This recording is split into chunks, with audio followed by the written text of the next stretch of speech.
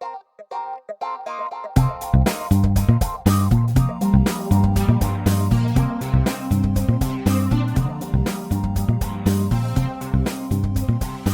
what's up? And we are back. It's Phil and Pete, and we are ranking more movies, guys, because that's what we like to do, because we don't have lives.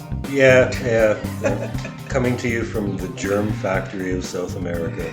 Yes, we've been in quarantine for a while, but now we are officially kind of lifting the quarantine, right? The shopping malls have opened. Kind of. Yeah. We're still advised to stay at home, but it's been 3 months, so let's give it a rest. Yeah, so the best thing to do when you're stuck at home is just watch a whole lot of movies. But even when you aren't stuck at home, or you're not forced to be stuck at home, it's good to watch a lot of movies. So what we like to do is just watch them and rank them. If you guys have any suggestions for franchises that you think we should rank, put them in the comments and we will watch them. And it doesn't really matter how long the franchise is, I guess. I don't know. It can be done in installments. It can be done in installments, like James Bond. James Bond, the MCU. Yes, would be a bit long. But we did have a Star Wars ranking, which will be... Star Trek. Yeah, I know. I'm going to do that all night, guys. But we had a Star Trek ranking that was on the page. But we had some sound issues during the recording and this and that and the third. So I removed it and that'll be back up. So we've already done 13 movies. Star Wars is how many? 11, not including the cartoon. Not including the cartoon. So we don't mind if they're about that long because it gets us about 2 hours worth of material. So this is long form radio. So sit back and enjoy and listen to our ranking of Star Wars. I'm going to throw it over to Pete because he's more the Star Wars fanboy than I am. I really enjoy them, but he's like, it's in his heart. So what does Star Wars mean to you? Basically the beginning of my life. I saw the first one, which was only called Star Wars then. It wasn't called A New Hope. It was just Star Wars. When I was 5 years old, my mom took me to see it in the theaters. And to be honest, it's not a very complex movie, as we will discuss later. I still, being 5, didn't understand it all that deeply. But I knew it was fucking cool. It was like the coolest thing I'd ever seen in my young life. You know, it was space, it was aliens, it was laser fights. The story was still, it was good versus evil. There was a hot princess. There was a Wookiee. So I had all the action figures from the first movie. I had a scale model Death Star, a cast iron Millennium Falcon that I used to whack my sister over the head with when she was annoying me, toy lightsabers, pretty much. So you were invested 100%. Yeah, I had everything. And, that's never really left me. I don't play with action figures anymore. But when it comes to Star Wars, I'm still pretty much there is no bad Star Wars. As we rank these movies, my lowest ranking, I still like a lot. Yeah, we were talking a little bit about that pre-show, that I kind of feel the same. No. For me, it goes from really bad, like I don't want to sit through this movie again, to really great, like a classic. When I'm sure it's not a spoiler that one of the OT movies are going to be in our top 3 or top 2. And then there's a lot of just middle stuff, which is not bad. It's not good. It's just it's watchable. It's entertaining, for me at least. But I had fun rewatching these because Star Wars, for me, it's always been kind of in the background. I like Star Trek much more as a child. I can't even remember when I started to like Star Trek. It goes so far back. And I think Star Wars I only got into when our family immigrated to the U.S. I don't think in Brazil. No, I remember a lot of toys in Brazil. So it made an impact in Brazil too, even back in the early 80s. But when I went to the U.S. is when I used to see it in the, the cable television, or in syndication, whatever, the reruns. And Yeah, I remember as a kid, it fascinated me. It was something different. I remember as a little boy, I would try to like force move objects. When I was like 12. I still do that. Yeah, because you totally believe that that was possible, you know? And so I had a I have a soft spot in my heart for it. I'm not like obsessed with Star Wars, but it's something that I really enjoy, and it's just something. Obviously, it's different than Star Trek, but both universes are wonderful. So I had a great time actually sitting down and watching and paying attention, really paying attention to be like, okay, let me take down some notes, what I like, what I don't like, because a lot of times when I watch Star Trek. I'm not gonna. I'm gonna be honest. Star Wars. I told you I'm gonna be doing that all night, guys. You know what I do? I kind of turn off my brain a little bit. Yeah. Star Wars is something that I'm just gonna sit back and just let the movie do its thing. So it was a different experience this time, actually trying to pay attention, try to remember characters' names, and guess what? I don't remember any of them. But try remembering the planets' names. Oh, that's gosh. hard. Yeah, I just go with the basic version, which is the George Lucas version. There's the desert planet, and then there's the water planet, and there's not that many planets because it was Star Wars. They were in space. Yeah, but they end up on a lot. But in the later movies, they wind up on a lot of planets. Oh gosh, yes, especially in the prequels. I think in the newer movie, they wind up on more. Do they? Yeah, in Rise of Skywalker, they were like all over the place. It's like, oh, we got to go here to get the Wayfinder, but then we got to go here to get the information. And it's like, oh my God, they're all over the place. Yeah, and hyperspace was kind of magical in these later movies. They got to these places. The only really planet fast. name I remember from Rise of Skywalker is Exegol because it was such a stupid name. All right. So let's begin the ranking, guys, without any further ado. I'm going to let Pete take it away. And, no, actually, you know what? We're going to reverse it, because usually Pete goes first and I go second. Okay. But since we're doing Star Wars, and I'm sure I'm going to give a really crappy review of a movie that he really loves, I'll give him the chance to foment in anger and then rebut, which is kind of what I had to do with some of the Star Trek ones. So my first pick, and I'm gonna get so many people angry. You mean your last pick? Well, first pick in terms of the first one that's going out. Yeah. My number 11 pick, to be clear. So guys, this is a movie I do not like. I remember when it came out, I was excited for it because I liked the trailers. I thought it really paid homage to the original stylistic aspects of Star Wars. I remember watching it. Even before it came out, I watched it on a pirate, like kind of, what do you call those? Like a cam copy of it. Yeah. Kind of fell asleep, kind of got pissed at the end, like, this is so stupid. So then I said, maybe it was the cam version. Because people always tell me that. Oh, you watched the cam version. Which is bullshit, because I've seen movies that I love on cam, and then I go and watch them again. And if it's a good story, the cam isn't going to ruin it completely. So I went to the movies and watched it. Bored me to tears. Saw it again with my little cousin. I fell asleep that time. And then I got forced to watch it again. And that movie is Rogue One. I just don't like this movie, guys. And here in my notes, I said that I almost fell asleep, but I hung on. And then I got to this point where I just don't care. And then 2 days later, I continued because on this day that I was watching Rogue One, I got a call from a friend. It was a booty call at his house. And I was like, okay, options here. I have I finish watching Rogue One or go have some good sex.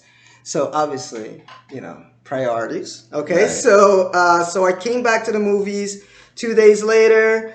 And my main issue with this movie is that I just could not get emotionally invested in anybody. From the beginning, they tried to make me like these characters. They tried really hard, but I just didn't care about them. I didn't, and then to get to the end, where basically all this movie is like a fanboy fan fiction trying to fix what is considered like this one quote unquote error in New Hope, which is how do you make a fucking Death Star and make this little hole in it which blows it completely up? Like that's like the geek. Twice. twice. You know, like, man, try That's because to. it's powered by a nuclear reactor. You got to ventilate that shit I somewhere. guess, but this is like a 2.5 hour explanation of something that usually you go on YouTube and you get like a fan theory video for in 10 minutes, and so that upsets me. And then I just like the robot. Who was the robot in that one? That KS2O. Oh God, he was again trying to be funny, but he just came off as way too condescending. Couldn't get into it, man. I know you probably have that ranked a little bit higher. So if A you want lot to, higher. yeah. So hold your comments. Too many of your comments for when you get to it. No. The only comment that I would actually insert here as Yeah. a rebuttal Yeah. is that I disagree with your assessment of the characters. I thought the characters were great, particularly KS2O. He has some of the best lines in the movie. They're making like an entire series about Cassian Andor and KS2O. And it was like, it wasn't like a C3PO type comic relief. It was like really dry, sarcastic humor, which I like. One of my favorite scenes in that movie is when they're approaching Scarif and they're worried they're going to hit the force field. And someone asks, like, I think it's Bodhi, he asks, like, what happens if that happens? And he's like, well, the Cassian says the ship will break up and we'll all die in the vacuum of space. And KS2O is like, not me. I can survive in space. No, okay. He had a few. He's better than the robot in Solo. I'll give him. Yes, he's my favorite Star Wars droid, possibly even more than R2D2. Yeah. Oh. I think what works with R2 and C3PO is that it's the straight man and the like it's the duo that makes them because they're like a feuding gay couple. Yeah, because like R2 wasn't that much in the new movies, and C3PO wasn't that interesting. Like he just didn't have anybody to play off of. Exactly. And I think that's what I missed in this what's his name? KS2O. KS2O is that there's nobody to play off, so he just feels smug or felt smug, but. The movie drags in the beginning. One part that I did like, and I'm kind of upset they didn't extend, was it Forrest Whitaker's character? Saw Gerrera. Oh my God, that was like the best part of the movie. I was like, this is such an interesting character. He was off the wall. Yeah, like, because for me, everybody else just felt it's like caricatures of the Star Wars universe. You know, you got the pilot, you got the kind of the Force-sensitive Japanese guy, you got the fat guy that's his friend. Which could be just like, I don't know, pick somebody in the Star Wars universe that can play the goofy fat guy. The girl, okay, it's a switch. It's a girl heroine, but she was more or less Luke. So she wasn't Luke, though. She wasn't a Force-sensitive girl. She was but like the heroine, like it's like, right. You know, he was a somebody that went beyond what maybe she felt she was capable of, which is Luke's story. Like, he started as this little farm boy. Not really, though. With Luke, it's a case of destiny. With her, like, she could totally back out. Nothing's expected of her. No, I get what you're saying. Like, I'm not saying they're the same character, but just as far as plot-wise, you know, you need that one character in there who is a little green, but then comes up big. Like, that's Luke. I mean, yeah, his story comes from destiny and he's connected to the Force and the whole, obviously he's a whole novella. He's like a soap opera.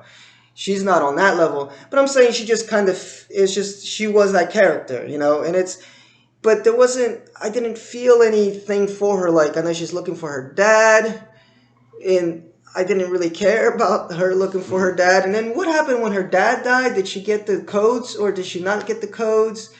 I don't know. She kind of lost her mind at that last minute where they finally... Because he had the codes to destroying the Death Star, right? That was the mission. No. He told her where they were. He told her where they were, but he had the... Yeah, but she had to go find them. Yeah. Yes, but then he dies, right? Yeah. Everybody dies. And then you get that second half of the movie, which is the part that I always fall asleep on, which is the battle. I thought it went on way too long. That was half the movie, which is actually what I liked about it. It went way too long. And I kind of recall from watching it this time that I was kind of Yeah, I can't say I wasn't bored by the beginning. Like I thought, like it was kind of building into something. Then as soon as they get to the main plot where they find the dad, and then they gotta go blow up the not blow up, but Get the Death Star plans. get the Death Star plans. It just I don't know. It for me it just goes on and on and on and on and on. And I'm like, woo! Like there's only so many ships flying by before I just get bored. Not me. I love ships flying Oh by. God! That's why I'm a Star Wars man. Yeah, guys. I know I'm in the minority with this movie, but it's got to be Rogue One for me. Bottom of the list. It's not a movie that I look forward to ever having to see again. But I know there's some Rogue One haters out there, so give me some love in the comments section. I know there's a few of you, and if the rest of you haven't turned off this podcast already due to my number 11 pick, here's Pete to kind of ease you back in. All right. I probably will get very few arguments with this one. Again, I want to emphasize that I think there are no Star Wars movies that are bad. This is just the least good, in my opinion. Okay. And that would be Attack of the Clones. Attack of the Clones. Yes. Is that episode 2? 2? Gotcha. Yes. Now, this is actually the only Star Wars movie I disliked the first time I saw it. Rewatching it multiple times, I've come to the conclusion that if it was just the second half, it would be like the greatest science fiction movie ever. Because the second half is just the Battle of Geonosis, which is pure carnage. Lightsaber battles, giant scary looking monsters.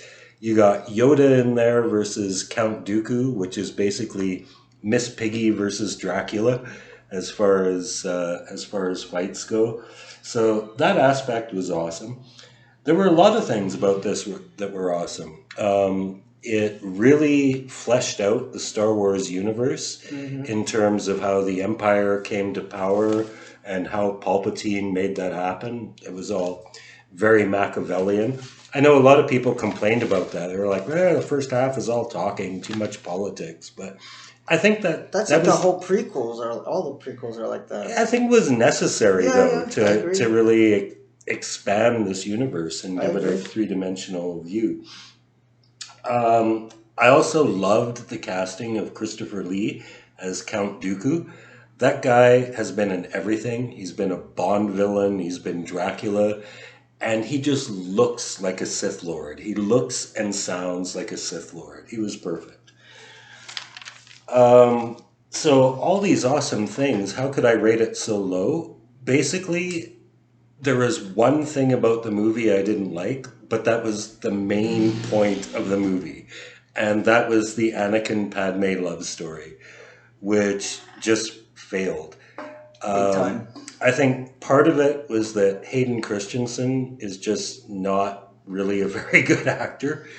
But it's also that even though apparently they were really good friends while they were making these movies, they had no chemistry.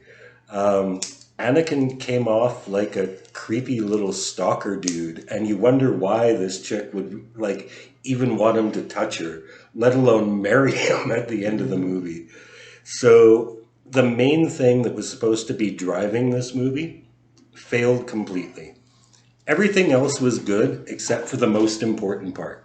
I completely agree with you. I ranked it a little bit higher. I'll give you the reasons why, but all the criticisms that you mentioned are, they're right on. The main crux of the story is the love story, but it just doesn't work. But we'll talk a little bit more about what is that? Attack of the Clones. Attack of the Clones. Attack of the Clones. Yes. What really did it was that scene where they're rolling around in the grass together. Oh, that just made me throw up in my mouth. We'll get there. Definitely we will get there. All right, so my number 10 pick. Okay, we're moving right along. Mm-hmm. It's a very recent movie. Extremely recent. In fact, it's the very last one that I saw with Pete on Christmas. Mm-hmm. I saw Rogue One on Christmas, too. Oh, nice. And it's the Rise of Skywalker, okay? Star Wars Episode 9. And I remember when I saw it with you, it just didn't make me feel anything. I wasn't upset with the movie, but I wasn't excited. It just kind of happened. And then I got to watch it again this time around, and I kind of felt the same. Like, there's some really nice set pieces, there's some nice action sequences, but it just I don't know. There's something missing from it, and I think it's just the realization that common sense, logic. Yeah, logic, common sense, and the fact that JJ just had to do a cut and paste job and fix, quote unquote, this last movie in the trilogy after all the backlash from The Last Jedi, and it's so evident that the movie doesn't feel like this is a story that I wanted to tell. And it makes me wonder if Disney even had an idea of what was the story that they wanted to tell way back from The Force Awakens, which is a shame. Because basically he had to restart. It was like he had to press the reset button with this movie because they killed Snoke, which was kind of setting up to be like the big bad guy. Because I was watching an interesting Star Wars commentary where the guy was talking about the formula of Star Wars and what makes it work. In how in all three of, well, minus one, but the two other trilogies, you always have the big bad guy, who is irredeemable, the puppet master. Yeah, irredeemable, and then you have the guy that's the doing his bad guy. Yeah, exactly, and then you have the sub bad guys like Sidious and all those other guys, and Dooku, and then of course, it's the Emperor in the prequels, and also in the OT, in the original trilogy. And then it really fucks up your plans when you kill what was setting up to be the big bad guy in The Last Jedi, because that puts my friend, what's his name, Adam Driver, Kylo Ren, in this position of what do we do with him? Because now he needs to take the place of the big bad guy, and the big bad guy is irredeemable. So here comes Palpatine. And I mean, part of me is like, what the fuck? But at the same time, I'm like, just deal with it. Like, Palpatine is back. Just deal with it. And they do have this kind of throwaway line, which comes from the Revenge of the Sith, right? The dark side of the Force is a pathway to many abilities some consider to be unnatural. Yeah. So that's the explanation of how he managed to not only survive falling down that tunnel, nuclear reactor, and didn't the Death Star blow up immediately after? Death Star blew up immediately after. Yeah, but I think he got ventilated into deep space. It might have been, because that's the thing that I had forgotten, is that it blows up too. Because as I'm thinking about it, I'm like, well, no, he just got thrown into the shaft. He could he could have like force floated out of there like Leia or something. But then I was like, oh no, but that motherfucker blew up too. But whatever. Yeah, but there's still pieces of it on Endor. Maybe he landed in one of those. Could be. They got it on an escape pod or something. Yeah. But so some things that kind of irked me. It's mainly logic, and right. I know a lot of the guys that really hate The Last Jedi, and I had been watching so many videos on The Last Jedi in the last 2-3 weeks to prepare for this podcast. Despite the clear leaps of logic that movie has, and you can't deny that it does have extreme leaps of logic, it's still enjoyable.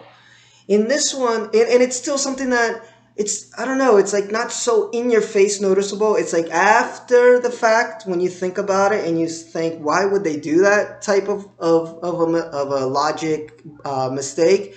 But this one, like, for example, wow, how the fuck is he going to build all those ships? Like, how does he build all those ships? Where does he get the personnel? Why are they underground to then be brought overground? Like, why wouldn't you just build them in the sky to begin with?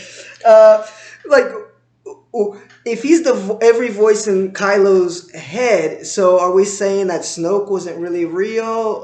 It was Darth Vader's voice in his head, not really real? Like, there's so much stuff that you just have to um, just skip and just be like, okay, this is just, it is what it is, but it's too much. Well, It's too much. it's more the point that if his entire plan from the beginning was to build a fleet of planet-killing star destroyers, Yes. why did you bother with the First Order at all? That seems like a giant waste of time. Yeah, and how long has he been there? You know, that's another thing. Like, how long has he been there, and why couldn't he just why wasn't he masterminding this from the beginning? Yeah. And you're like, why do you need Snoke? And was Snoke, like, it kind of gets this thing, like you see little Snoke bodies inside those canisters when they get to his planet.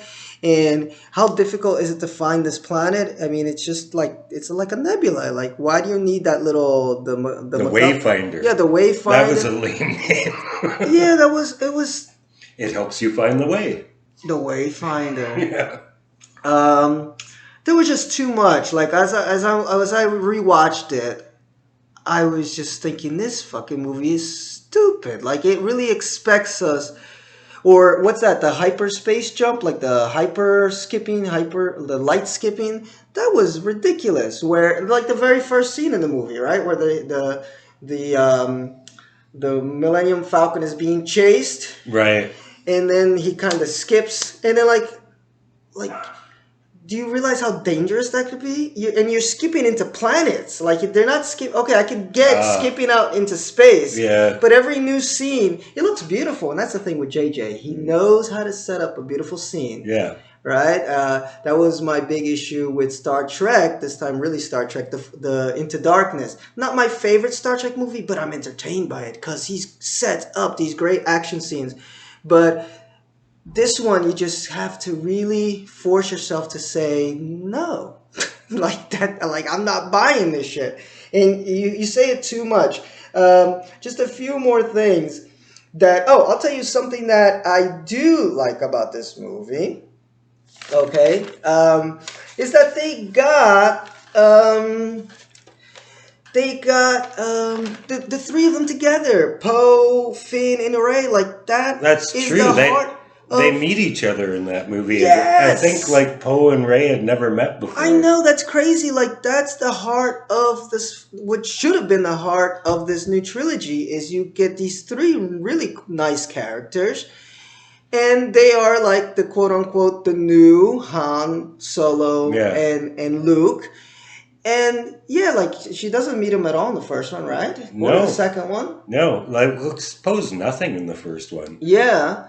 And also Poe and Finn in the first one had such a great chemistry, and then, forget it, let's send them off with Rose for like a bullshit mission in the second one. So what I loved about this movie is that they got them together, and it was magical. It's like, that's the only good part of the movie. Like, they had chemistry, they were funny together. And so I was a little bit upset when I watched that. Like, stuff like that makes me upset because I was like, what could have been? Also, seeing Chewie cry was upsetting. Star Destroyer that can destroy planets. It's, I just thought that was, they're always going with these planet-destroying things. Like, it seems like every one needs to be bigger than the other.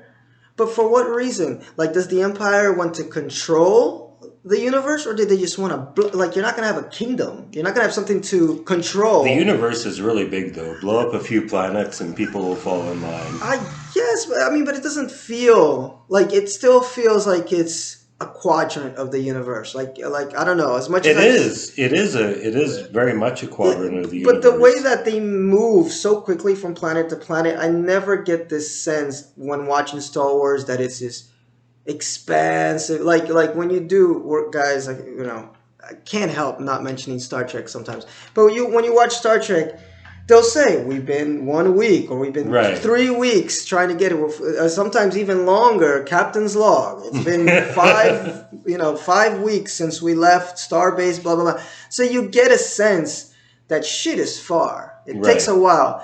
But especially in the new movies, with they kind of retconned hyperspace, how fast hyperspace is. The universe doesn't seem that big that they're occupying.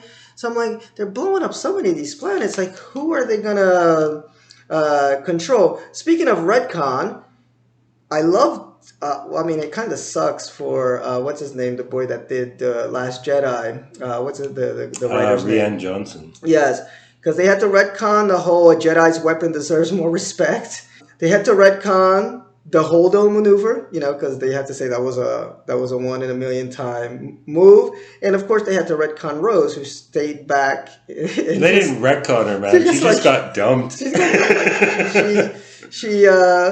She was just back. She was friend zoned. What was she doing? She was like monitoring. analyzing. Yeah, she was monitoring from the home planet and like kind of giving Leia hospice treatment. Yeah, because they were like, "Yeah, you want to come with us?" And she's like, "No, I'll be busy analyzing the plans to the Star Destroyers or something." I was like, "What?"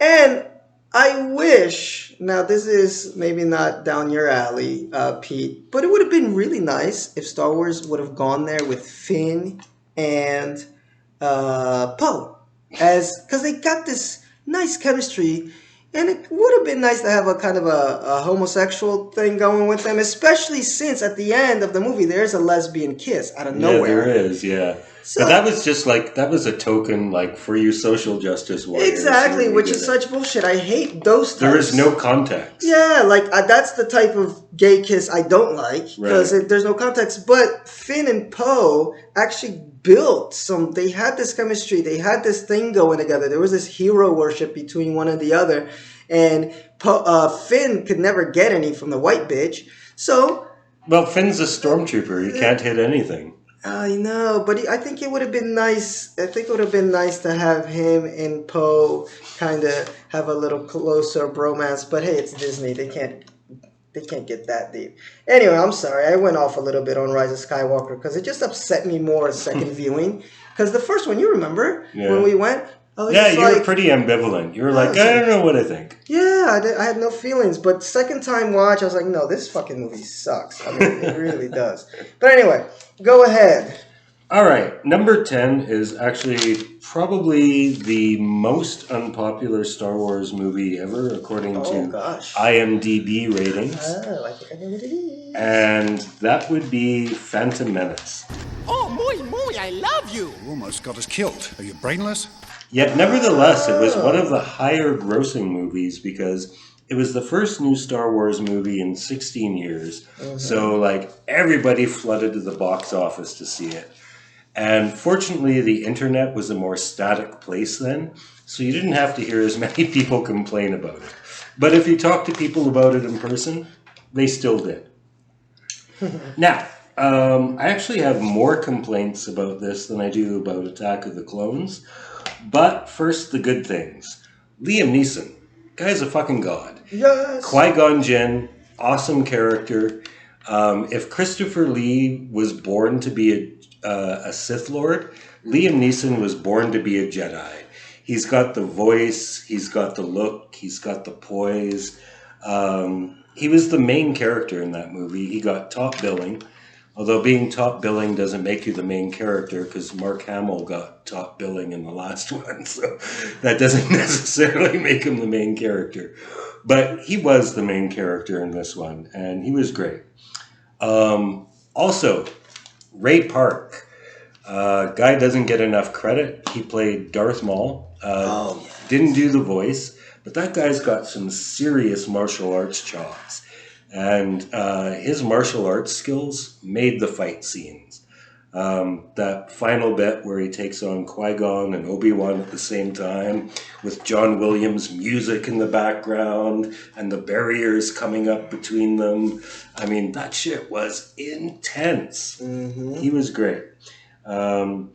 A great character that perhaps exited too soon, but guess what? Like every other Sith Lord, he didn't really die. He turns up later in Solo and also in the Clone Wars cartoon. So you get more Darth Maul. Okay, the pod race. Every Star Wars movie has this one centerpiece scene that's the money shot. This is what you paid your money to see. You paid to see giant carnage on the big screen, usually lightsaber battles, big action scene, or a space battle. This It had a big land battle, but the land battle was kind of lame. It was droids versus Gungans. That was a bit hard to take seriously. But it did have the pod race, which was like a supreme example of great editing. I mean, see, I actually saw this for the first time on acid, but I've seen it many times since. Seeing it on the big screen, the editing job they did, incorporating this whole exterior scenery into Anakin's point of view as the pod's going up and down. I mean, you wanted to lose your lunch, man. You felt like you were in the front seat. There is the fact that the pod race is completely irrelevant to what the story is actually about. It was just an excuse to insert Anakin into the story, but whatever. It was a cool fucking scene, and it kind of made the movie. toys. Yes. Always. Yeah. It made the movie. But I have to say, most of the complaints are valid. Number one complaint, me's I think Jar Jar Binks is a no good. Oh, yes. It's not just that he sounds terrible, it's that he looks terrible, and that he's supposed to be there for comic relief, but there's nothing funny about him. There's not much good you can say about Jar Jar Binks. I put him in 11 minutes in Jar Jar Jamaica. Yeah. I had to note down when it is that he came to the movie. Gungans in general are actually pretty annoying, I would have to say. But it's a coin toss as to who is more annoying, Jar Jar Binks or Jake Lloyd. Poor Jake Lloyd, he plays young Anakin in this movie. And I heard that he actually gave up acting because of all the online hate he got. Awful kid. And I feel bad for him, but it was probably the best choice because he had zero natural ability. I mean, first of all, the whole like 14-year-old girl and 9-year-old boy romance was a bit cringeworthy. But also just like the way he delivered his lines, man, you didn't buy it. You know, are you going to take me away on your Star Cruiser? It's like, that was hard to deal with. And other major complaint, I do not believe for a second, I don't know what Lucas was thinking even, including C-3PO and R2-D2 in the prequels, because it totally fucks with continuity. Never mind the fact that apparently Darth Vader built C-3PO to help his mom around the house, which is really stupid. But there is clearly a scene in A New Hope where Obi-Wan and R2-D2 meet, and Obi-Wan's scratching his eye. I don't seem to remember a droid before.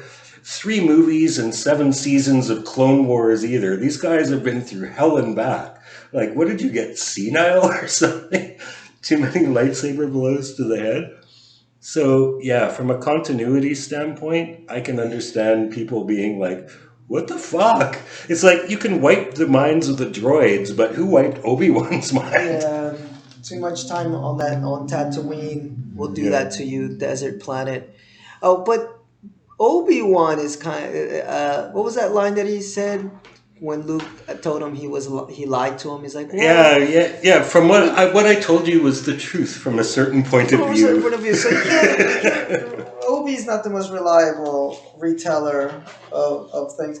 Guys, I'm going to jump in and talk more about Star Wars Episode 1, Phantom Menace, because that's my number 9. What was that? That was your number 9 too? That was my number 10. That was your number 10? No, I'm good.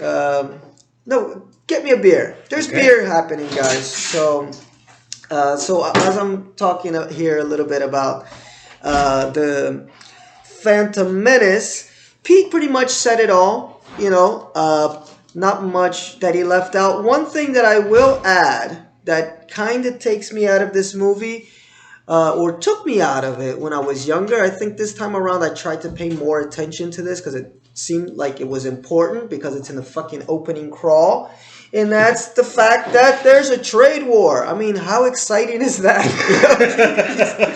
You start the movie like all the other ones are like, the Emperor has been building this, and like the renegades have been escaping for the last 2 days, and then you have a trade war has split, and I'm like, what? It's a trade dispute. A trade dispute. Yes. So I don't really get what Lucas was thinking. I mean, it makes sense though. That's the thing. Like, I can't hate it on it too much because as you watch it, it makes sense, and it's a great lesson in government. And I liked it when I first watched it back in the day, because this movie was released right around the Bush era.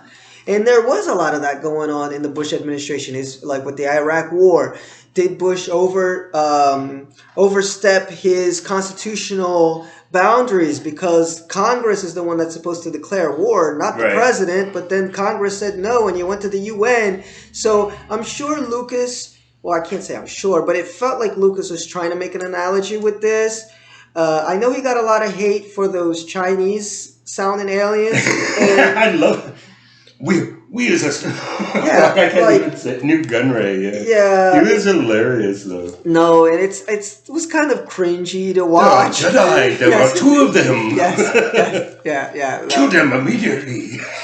Yo, Lucas is too much. Like that stuff is cringeworthy. I think even more than Jar Jar. Jar Jar is just annoying, and you're like, thank God he is not in the second. They do a Rose. Like before Rose, they did a Rose on Jar Jar. No, he was in the second one. He ruins the galaxy. No, but he's toned down. Like he almost says nothing. Like but he does. He's the one who votes Palpatine executive power. No, exactly. No, I mean, there's a great YouTube video, guys, where the theory is that he's a Sith Lord. Yeah, he's a Sith Lord.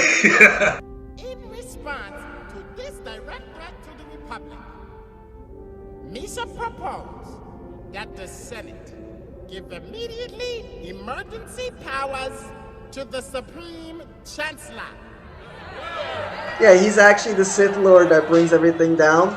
But I'm saying they kind of cut him down to like 10 lines in the whole movie. And then the third one, he's only in Padme's funeral. Yeah. Like, so they learned their lesson quick. So they did a Rose before Rose with Jar Jar. But the Chinese guys, aliens. I love those guys, man. Oh, man. Especially, it's so satisfying when they get killed, too. Yes, it is satisfying. Lord Vader, you were supposed to help us. Yes. Oh, gosh. I don't know. But what Pete said is basically the same thing that I love about this movie. Watching it now, even on a little computer screen, that pod race is fucking well with filmed. The Tusken Raiders shooting at them. Yes, I mean, I didn't watch Phantom Menace in the theater. I don't think. Or did I? When did it come out? 1999. Oh, I probably did. I think I might have. I have no memory. I'm like Obi-Wan right now. I have no memory of this. I think because the one clear memory I have is watching A New Hope when they re-released it, but I don't remember going to the movies to see a Phantom Menace. But anyway, would have probably been really cool to see it on a big screen. So if I had seen it, I think I would have remembered that. But it still stands up. Yeah, the CGI is semi-dated, but not so much where it takes you out of the movie. The final battle, also, I have that down in my notes, is awesome. Darth Maul, I was so pissed at this movie. That's what pissed me off about this movie, is that they killed off the best villain. Or the sub-villain. You know, because Star Wars always has these, like, sub-villains in all of them. So the fact that they killed off my boy Darth Maul upset me, because we had never seen that before, with the double lightsabers coming out. And he rocks the martial arts shit. And that's the thing that was so cool when I saw this for the first time, is, we had been used to the original trilogy where, there's a couple scenes of like somebody flipping in the air, and you're like, okay, that's the limitation of filming those movies in the 1980s and 1970. They didn't have these martial arts and these great stunts and things like that. So the story carried it more than the actual, like the fight between Obi And Darth, Vader in the original one. It's like the slow motion old man fight. Boom. Yeah, well, that's like Muhammad Ali versus George Foreman Part 2 in 1985, you know? It's like just taking wild swings at each other. It's just very slow, and then they have to talk in between each lightsaber, like also with Luke and Darth in The Empire Strikes Back. But it's built like that, and you accept it, and that's what it is. And then this movie comes around, and you have these crazy martial arts and flips, and I was like, oh yes, these are the Jedis that I had been imagining in my mind when I was playing Star Wars as a little kid in the front yard, just doing wild flips. So that's the good stuff. Something that I didn't like, and I know there's a lot of Star Wars fans that also don't like it, is how George Lucas kind of retconned the Force, which is, what are they? The midichlorians? Yeah. And I kind of thought, oh, it's just whiny fanboy stuff until I watched it, and it does kind of diminish it. I'll admit it. It diminishes a little bit of the magic of what the Force is supposed to be. I like that, because without that, everyone would have the Force. Although by the end of the series, everybody does, apparently. But but everybody does. That's the thing. It's like, it's kind of like, it's in us. Like, it's almost like a DNA strand that a lot of people apparently have. I liked it when it was more kind of this mystery, where if you studied enough, and if you meditated enough, and if you trained enough, and you could be connected to this Force. And Lucas took this straight out of Buddhism. There's a few documentaries way back in the day that about Lucas and where he got a lot of these stories. And I was into Buddhism. I still am. When about 14, 15, I got into Buddhism. And it just matched everything that I was studying in Buddhism. And then the stuff that I was watching in Star Wars, it's like word for word. He just changed, the source, whatever, for the Force. And so I liked that, and then when it just became this kind of scientific, medical version of the Force, I was like, yeah. So I changed my opinion about, because I know whiny fanboys can be a pain in the ass, and most of the time they are. Yeah. But for this, I'll give them props. I kind of agree with them that it kind of diminished what the Force was with that. And I have a question here. Maybe you can answer. I don't know why I wrote this question, Peter. But what makes them slaves? Tatooine doesn't exist in the Republic. They live outside the Republic. Okay. Then that's the answer. Okay, because apparently that was on my mind, but I can't even remember why I wrote it.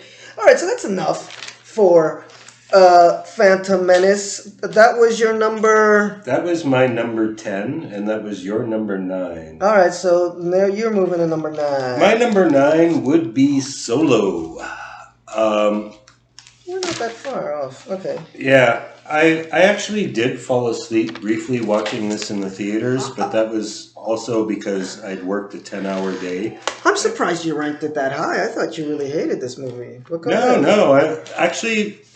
I can say that I have very few negative things to say about this movie. The main reason it ranks this low is because there's nothing special about it. That's my only complaint. It's a fun adventure with Han and Chewie. It has this cool Old West vibe, but set in the Star Wars universe. It's not very epic. Like, if you look at even Rogue One, which is like a life or death struggle for the fate of the universe.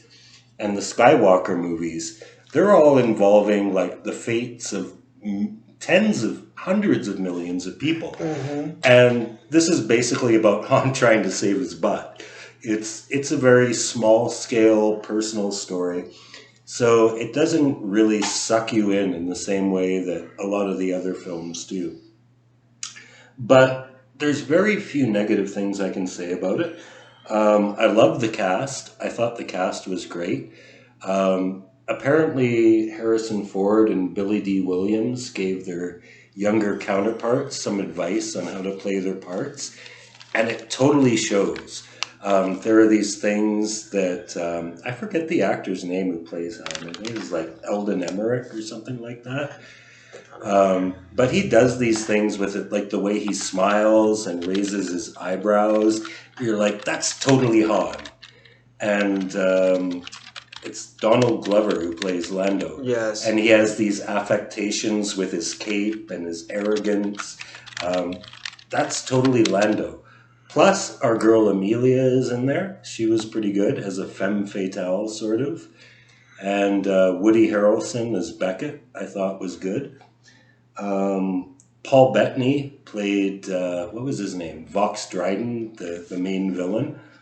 And apparently it was actually supposed to be Michael K. Williams III. They shot a bunch of scenes with him, but he had other things to do and production dragged on, so they replaced him, which is one of the reasons why this movie went so ridiculously over budget. But I thought the cast was great. I thought they all played their parts to perfection. I talked previously about how all the Star Wars movies have these money shot moments. In this movie, it came early. It was the train robbery. The train robbery was intense. Mm-hmm. I thought, like, after that, the Kessel Run, it was almost anticlimactic. Mm-hmm. We learned, actually, that argument is settled forever. Han shoots first. No dispute about that. So it was good to get that out of the way. The one major complaint I've heard about this that is valid is that it makes it seem like Han's entire backstory happened over Labor Day weekend. The Kessel Run, meeting Lando, meeting Chewie, getting the Millennium Falcon, that was basically Labor Day for him.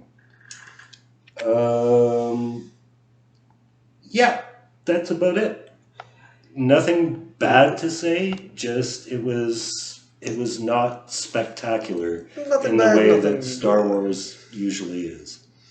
I got you. I will talk about Solo a little bit later. I ranked it a little bit higher than you, but more or less feel the same way. Now, my next movie, guys, is going to upset some of you. I know it's going to upset Pete, because I think a lot of people consider this the best of the prequels. But I remember, even when I watched it back in the day, I didn't like it that much, and then I watched it again thinking, oh, maybe I wasn't paying attention or I was tired, and it just didn't do it for me. And that's Star Wars Episode 3, Revenge of the Sith. Now, I'll tell you why I'm not a huge fan of this movie. First, let's start with the good stuff. Great opening, probably the best opening in any Star Wars movie. I like Obi-Wan and Anakin, they're much better in this movie as far as the chemistry between the two actors. You feel like they've been together for a little bit longer. Yeah, I feel like Hayden Christensen just actually became a better actor after all the criticism he got. Yes, yeah. No, I mean, that stuff is awesome. I wrote down here that the use of the Force is a little bit diminished, and everything kind of hinges on that, but I don't recall why I wrote that, so there you go. Okay. And but it's probably just because of what the Force was becoming with all those mitochondriacs or whatever the hell. Wasn't too big on the Wookiee CGI extravaganza, and then making Tarzan noises is kind of dumb. But the real reason I'm not a huge fan of this movie is that despite having some really good scenes, and probably some of the best scenes in all of the prequels, or even all of Star Wars. all of the movies, actually. It has some of the best action scenes. And even just the quiet scenes, like the scene with the Emperor and Anakin in the Opera House. Yeah, that was intense. Where he's slowly kind of the tragedy of Darth Plagueis the Wise. No, it's great stuff. But what doesn't connect with me and get me 100% engaged with this movie is that there's a lot less intrigue in the movie, okay? Because we kind of know the end game. Right. We know what's going to happen. So despite the good action, I put good action here. So there's great action. There's some real nice scenes in between. But we know the end game. And we've waited 3 whole movies just to get there. And it feels like we could have had better movie 1 and better movie 2 to get us there. So by the time I get to episode 3, I'm just like tired. I'm like, okay, so he's going to turn into Darth Vader. Great. And then he's going to shout, No! And that takes you totally out of it, the tragedy of it all. So that's the only reason, guys. I mean, it's obviously a lot of people do enjoy Revenge of the Sith more than any of the prequels, but it's the only reason that I put it a little bit behind, well, the only other prequel that's left, which will be coming up soon. Wow. Okay. Well, I would have to say that it's true that we know where we're going. There are some things, though, that we don't know. Number one would be what happens to Padme. Because it's entirely possible that she lives through this whole thing. I mean, there's like a huge, 20 Earth year gap there. It's entirely possible she just divorced the motherfucker and went and lived off in solitude. Because there is that scene, talk about retconning, in Return of the Jedi where Luke asks her, "What do you remember of your mother?" "Oh, I don't remember. She died when I was She died when you were 5 minutes old, bitch." Yes. And why did she die again? It was love? Love killed her? Well, yeah, allegedly she died of a broken heart, but I think actually she just traditional died during childbirth. Gosh. She lost the will to live. Yes. But there is the possibility that Padme could live. So you kind of want to know, what's her story? What's her endgame? I guess if you actually cared. I mean, I didn't care about Padme. I'm not a huge Natalie Portman fan, and I wasn't a huge Padme fan. So it was a double dose of things that I'm not a fan of, so I could care less. I figured she was going to die. Because I'm not as astute as you with that scene. Although I remember that scene, it wasn't one that's replaying in my mind of remembering her, when I was a little kid. I just figured, hey, they didn't know their mom, so she probably dies before the end of this movie. And Darth never mentions her, so she's probably dead. So that didn't really, again, not intriguing for me with Padme. Yeah, and as to how they get there, the Mace Windu scene, that was like the pivot. And I know I've heard a lot of criticisms about it that it was over the top, but very much. One thing about this movie is it is so memeable. You talked in the Star Trek podcast about all the Kirk on the bridge, Kirk under the bridge memes. Yes. There are so many memes about this movie, about the high ground. The high ground. Yeah. So as to how they get there, it's where they're going, but at the start, Anakin still seems pretty heroic. If you watch the Clone Wars series, they actually flesh that out a bit and make his progression a bit more gradual.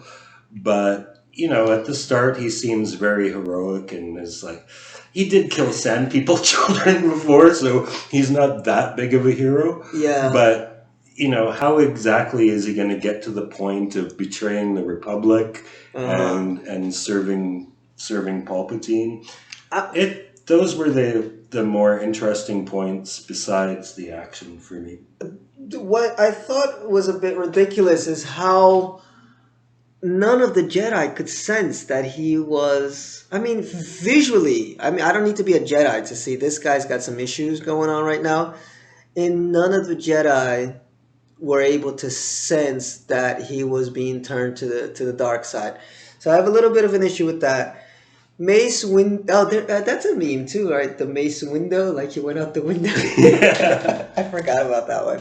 That scene is funny now after watching Rise of Skywalker, because apparently our friend the Emperor is really into getting lightsaber, electric shock reflected into the face. Yeah. Just stop throwing the fucking... Yeah, but there's a theory, though, that he did that on purpose just to bait Anakin into saving him. Oh, no, he definitely, the scene plays out like that, but I just think it's funny how he really likes to get his own electric shock right to the face. Yeah. But it's not a awful movie, obviously, but I just, every time I've seen it, and I think I've seen it about 3 times, it's there, but at some point it starts to becoming there, but in the background. It's there, and then I say, oh, there's that scene that I like, and then I watch it again, and then it's kind of in the background. Oh, there's that other scene that's kind of interesting, and then I'm back in the background. But it's not a terrible movie at all. And I totally get people that think it's the best of the prequels because objectively, yeah, if you compare it to Phantom Menace and Attack of the Clones, it is the more plausible, well acted. And that fight with Yoda and the Emperor Oh, yeah. again, that's classic. Yeah, and they have it in the Senate too. That's the best part. Yeah, there's some good parts, man. I mean, so just again, it's just me. Because of the fact that you kind of know the end game. Like, you know what I would have loved? I mean, these rewriting the trilogy shit can get a little annoying. But I would have loved if they had pushed, instead of having all that lovey-dovey shit in the second movie, pushed Darth already, like, towards the end of the second. Like, he's going to become... And he killed Sand People children. No, but I'm saying, like, imagine having at least half of the third movie, him already Darth Vader. Like, I would have loved to have seen...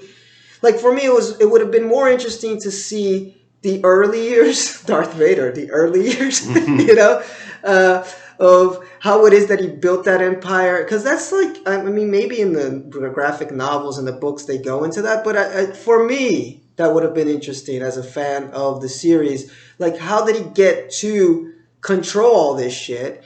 And him in action, that's what people love so much about the end of Rogue One. Is that's the first time we get to see him in slaughtering rebel scum. In like full power mode. Like, we had never seen this. Maybe in the cartoons they show it, but for those of us that don't watch the cartoons, it's like, wow, that's why he's the baddest motherfucker in the galaxy.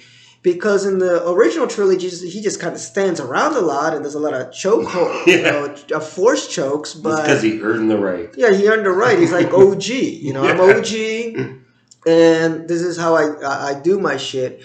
But I wish that in the prequel, they could have had him become Darth Vader a little bit sooner and weaved a little bit more of the story of how he built or how both of them kind of built the empire. But whatever. Let's move on, guys. We're going to move on to Pete's number 8 pick now, right? Yes. My number 8 pick is The Force Awakens. Woo! The first post-Return of the Jedi timeline movie. I can't remember. I think that came out in, 2016. So time flies. It had been...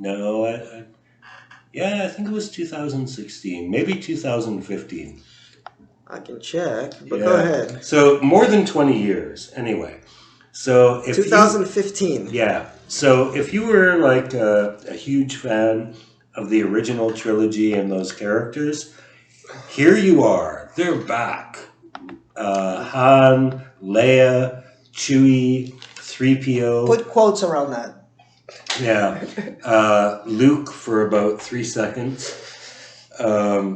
So here it is. All your favorite characters. What have they been up to? So in that respect, it was a very nostalgic movie. I mean, I remember the trailer was Han and Chewie walking onto the Millennium Falcon. We're home. And if you saw that trailer for the first time as a real Star Wars fan, you're like, Not even. I remember I got the feels with that trailer. Yeah, like he steps in and we're home, Chewie. It's like, woo. Yeah, and so you really want to know what's been going on with these guys. And number one, you don't really find out. And number two, what is number two? Oh yes, they relive New Hope again. That's basically my problem with the movie. I enjoyed it as a fan. It was super nostalgic, which is exactly what they were going for. But the story is A New Hope with a girl. Your quote-unquote main character is an orphan who lives on a desert shithole, who meets a droid who gets her drawn into an intergalactic conflict that culminates in the destruction of a doomsday weapon. That sounds familiar. Yeah, I've seen that movie before. It was basically A New Hope with Han Solo replacing Obi-Wan as a mentor figure. Not a lot of surprises to that one. I have to say I like this a lot more than I did when I first saw it because most of my issues with it were resolved by subsequent movies. Main two being The New Order. What the fuck is The New Order? The one thing about the prequels is that they really did explain like the political realities of this universe we lived in. It bored some people, but it helped the story have a little more sense. Here, okay, the New Order has arisen from the ashes of the Empire. What's their connection to the Republic? Why is Leia leading a resistance but not part of the Republic? It's like you have these three parties that are in conflict with each other. But it all becomes irrelevant when the Capitol gets blown up by a doomsday weapon anyway, so let's forget about that part. Yeah, the Republic got really shitted in it Yeah, apparently the New Republic was a complete failure. Maybe they would have been better off with the Empire. That's like Herzog in the Mandalorian. Yeah. Yeah, so he's like, no, we bring peace and security and order. I know. All those ex-Imperial guys in the Mandalorian, they kind of make sense. The other thing I didn't really like about it, that I don't have an issue with anymore, are the characterizations of the new characters aren't really that deep. They're like, this is the return of Han and Leia. And the other characters kind of get the shaft. Finn, maybe a bit, because he's like a rogue stormtrooper. But Kylo Ren in this movie, I love Adam Driver as an actor. I thought he was a terrible villain in this. He was just Snoke's bitch. He's getting reamed out all the time. He's apparently just a Darth Vader wannabe because Mommy and Daddy didn't love him enough. And when it comes to the big showdown between him and Rey, Rey beats the crap out of him, even though she's never used the Force or held a lightsaber before. But this is one of the things that I really love about a later movie. Our man Rian Johnson later explains a lot of this. She's apparently super duper powerful naturally, and his angst gets a little more depth. So basically, main complaint, it's New Hope with a girl. With the girl! Yeah. For all you social justice warriors. There's a big campaign, criticism, whatever you call it, about Rey being a Mary Sue. And you know what? I can't go against it. She's just so overpowered. So everything she does is right. She even becomes a better pilot than Poe. Poe's whole character is based on him being the best pilot. And she's a better pilot than Poe. She's a better fighter than... she doesn't need any training. She's a better fighter than Kylo. She gets a little boring. I liked her in this first movie a little bit. I thought she was kind of an interesting character, even though I agree with you. It's kind of a redux. But as the story went on, I just got bored with her because she could do everything. She do no wrong. But she's insecure. That's the thing. She can do everything, but she's still insecure. In this movie, but then by the second, she was the one telling Luke, get off your motherfucking butt. Like she was kind of... because she needs it. Yeah, but I felt she kind of already... She had to go that extra step, but we'll talk about Last Jedi. I don't want to get too deep into that. But Rey, I give her negative marks. I liked her a little bit more before, and then I was just like, Anyway, moving on. The last of the prequels, okay, before we move out of the prequels. So, guys, I tried to give a little bit more love to the prequels because they always get shitted on, and they're usually bottom of the pile for most Star Wars fans. Although Pete hasn't mentioned Revenge of the Sith yet, so I'm glad he gave it a little bit more love. But I actually have them back to back. Phantom Menace, Revenge of the Sith, and my 7th pick, which is Attack of the Clones, and I'll tell you why I put it above Revenge of the Sith in a second. But before that, I just want to say.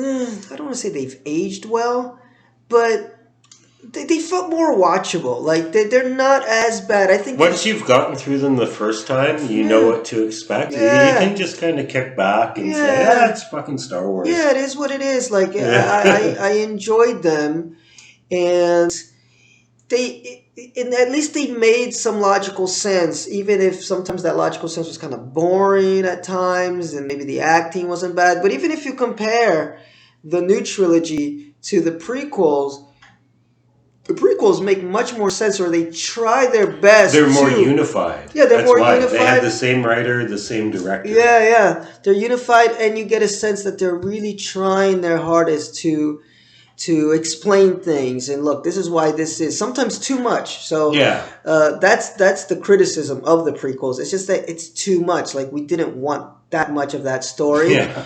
But thank you for at least making that attempt compared to something like the Rise of Skywalker, and even ones that I ranked above it, which obviously I haven't mentioned yet, The Force Awakens and The Last Jedi. So I ranked those above it because they're a bit more entertaining to watch. But I respect the prequels a little bit more after doing the rewatch.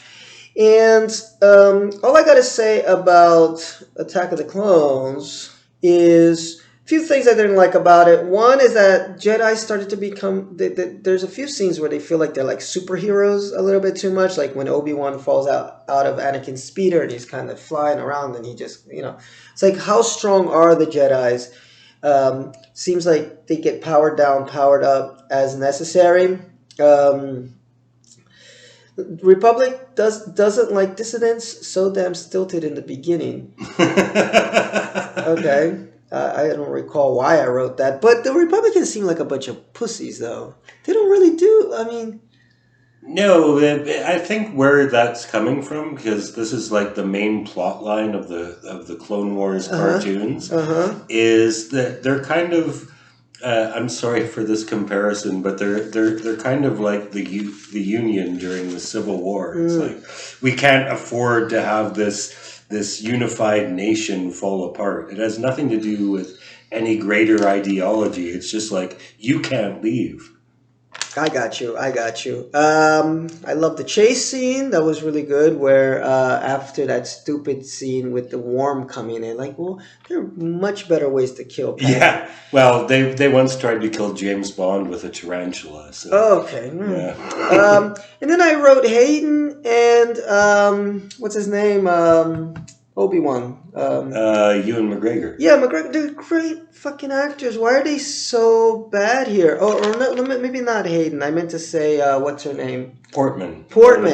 Yeah, they're good actors. I'm not a huge Natalie Portman fan. Obviously, I've seen movies of hers that I do enjoy. But they have zero chemistry, and I don't get it. There's so many theories. People say that maybe it was... Obviously, the dialogue isn't that great, but... Lucas has a tendency to micromanage his directing, so maybe it was him giving them directions to be so stilted. Their love story drags the whole movie down, and I know you love this line, Peter. I don't like sand. It's coarse and rough and irritating, and it gets everywhere. Not like here. Here, everything is soft and smooth.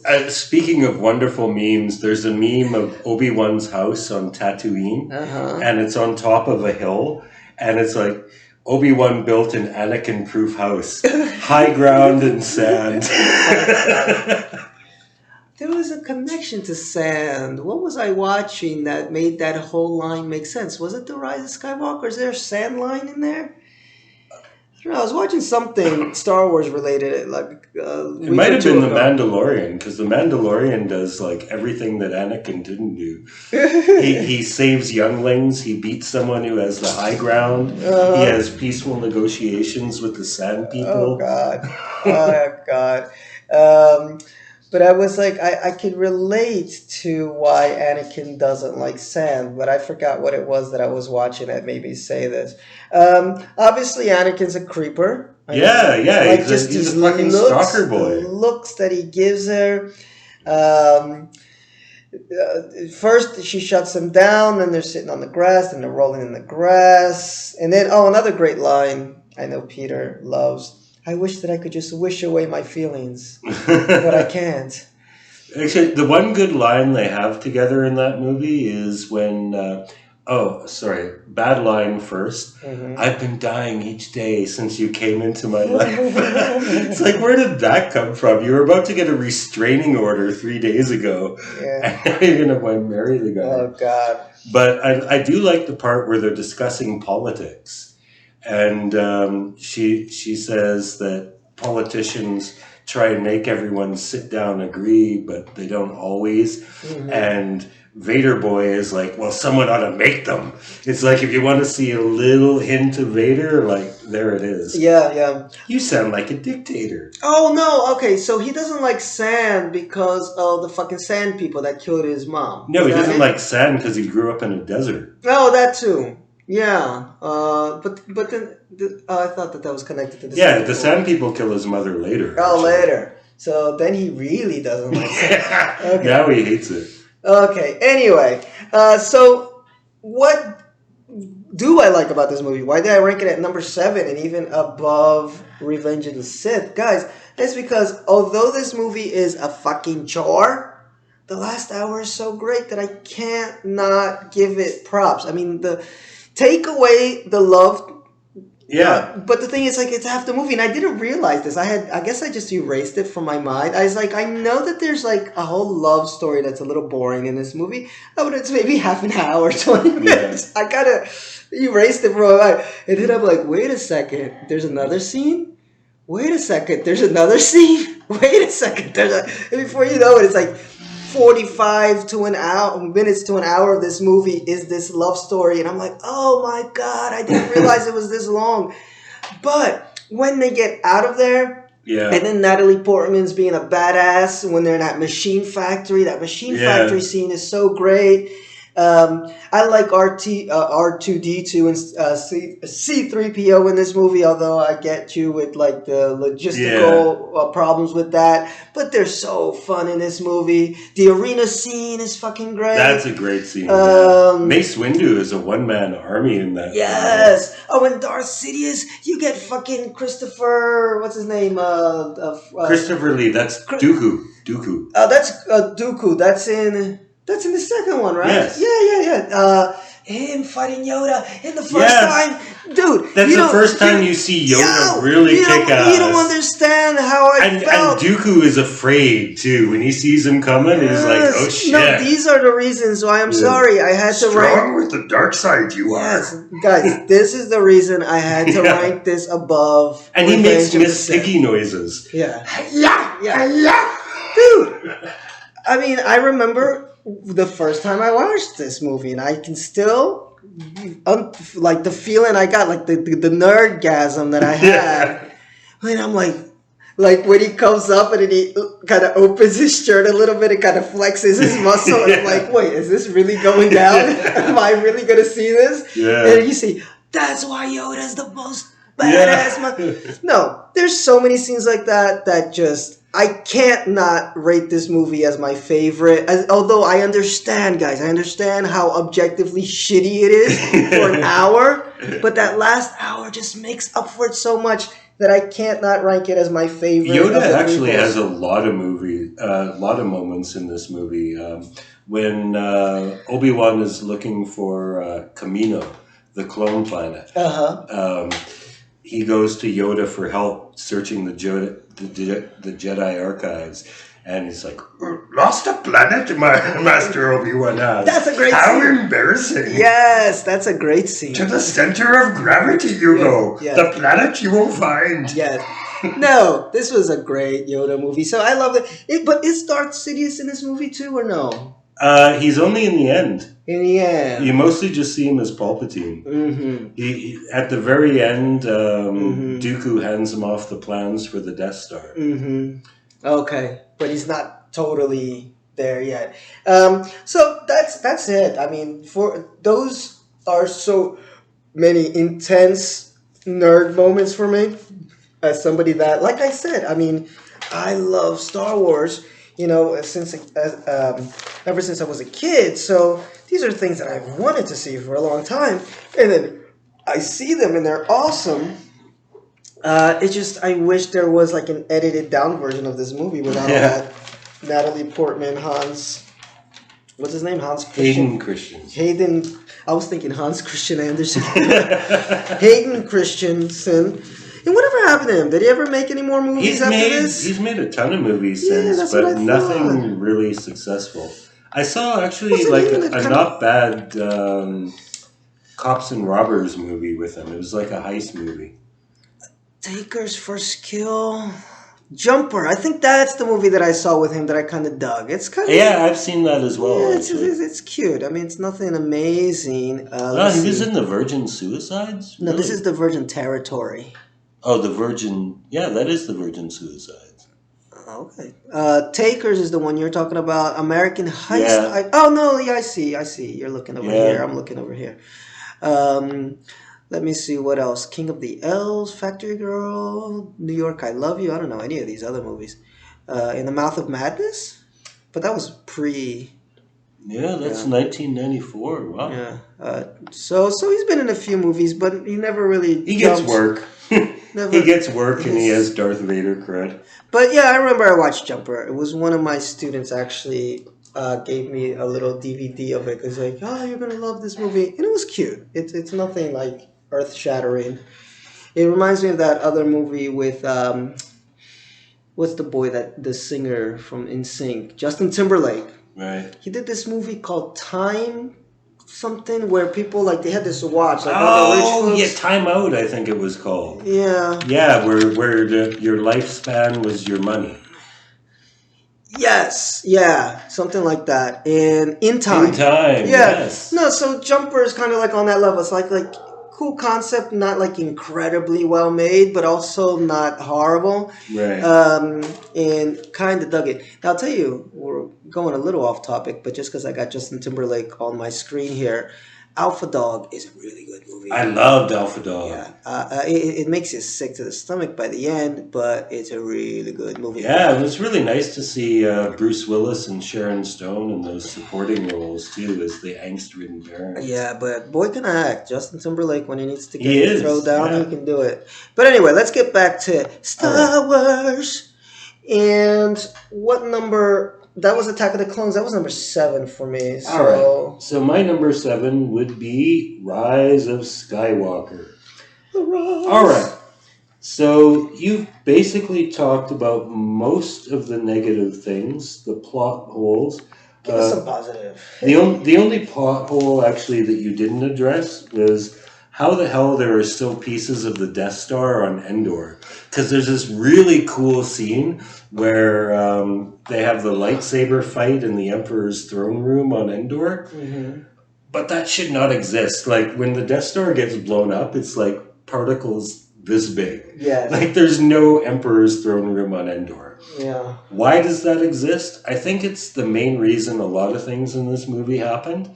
Because it looks fucking cool. It's like JJ just said, okay, cool. this would be a great visual. In keeping in continuity and making sense, it won't work. Endor is the Ewok planet? Yes. Yeah, what happened to the Ewoks? They were there. In the Rise of Skywalker? Yeah. They didn't have a major part, but they have this little token moment. Oh, at the end. Yeah. Yes, I remember at the end. Yeah. So I think it's a case of a director saying what looks good and not what makes sense. It's like, I want to do this. That's JJ's MO. Yeah, I want to do this, but it's not going to make sense. So I'm going to do it anyway because it's going to look really fucking cool on a big screen. So that's why they had that whole scene. Oh yes, actually another minor criticism.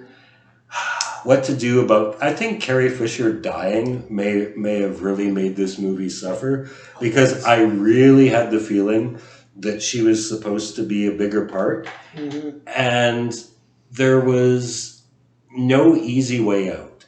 Basically what they did was they used older footage, inserted it into the movie, and did the best they could with it.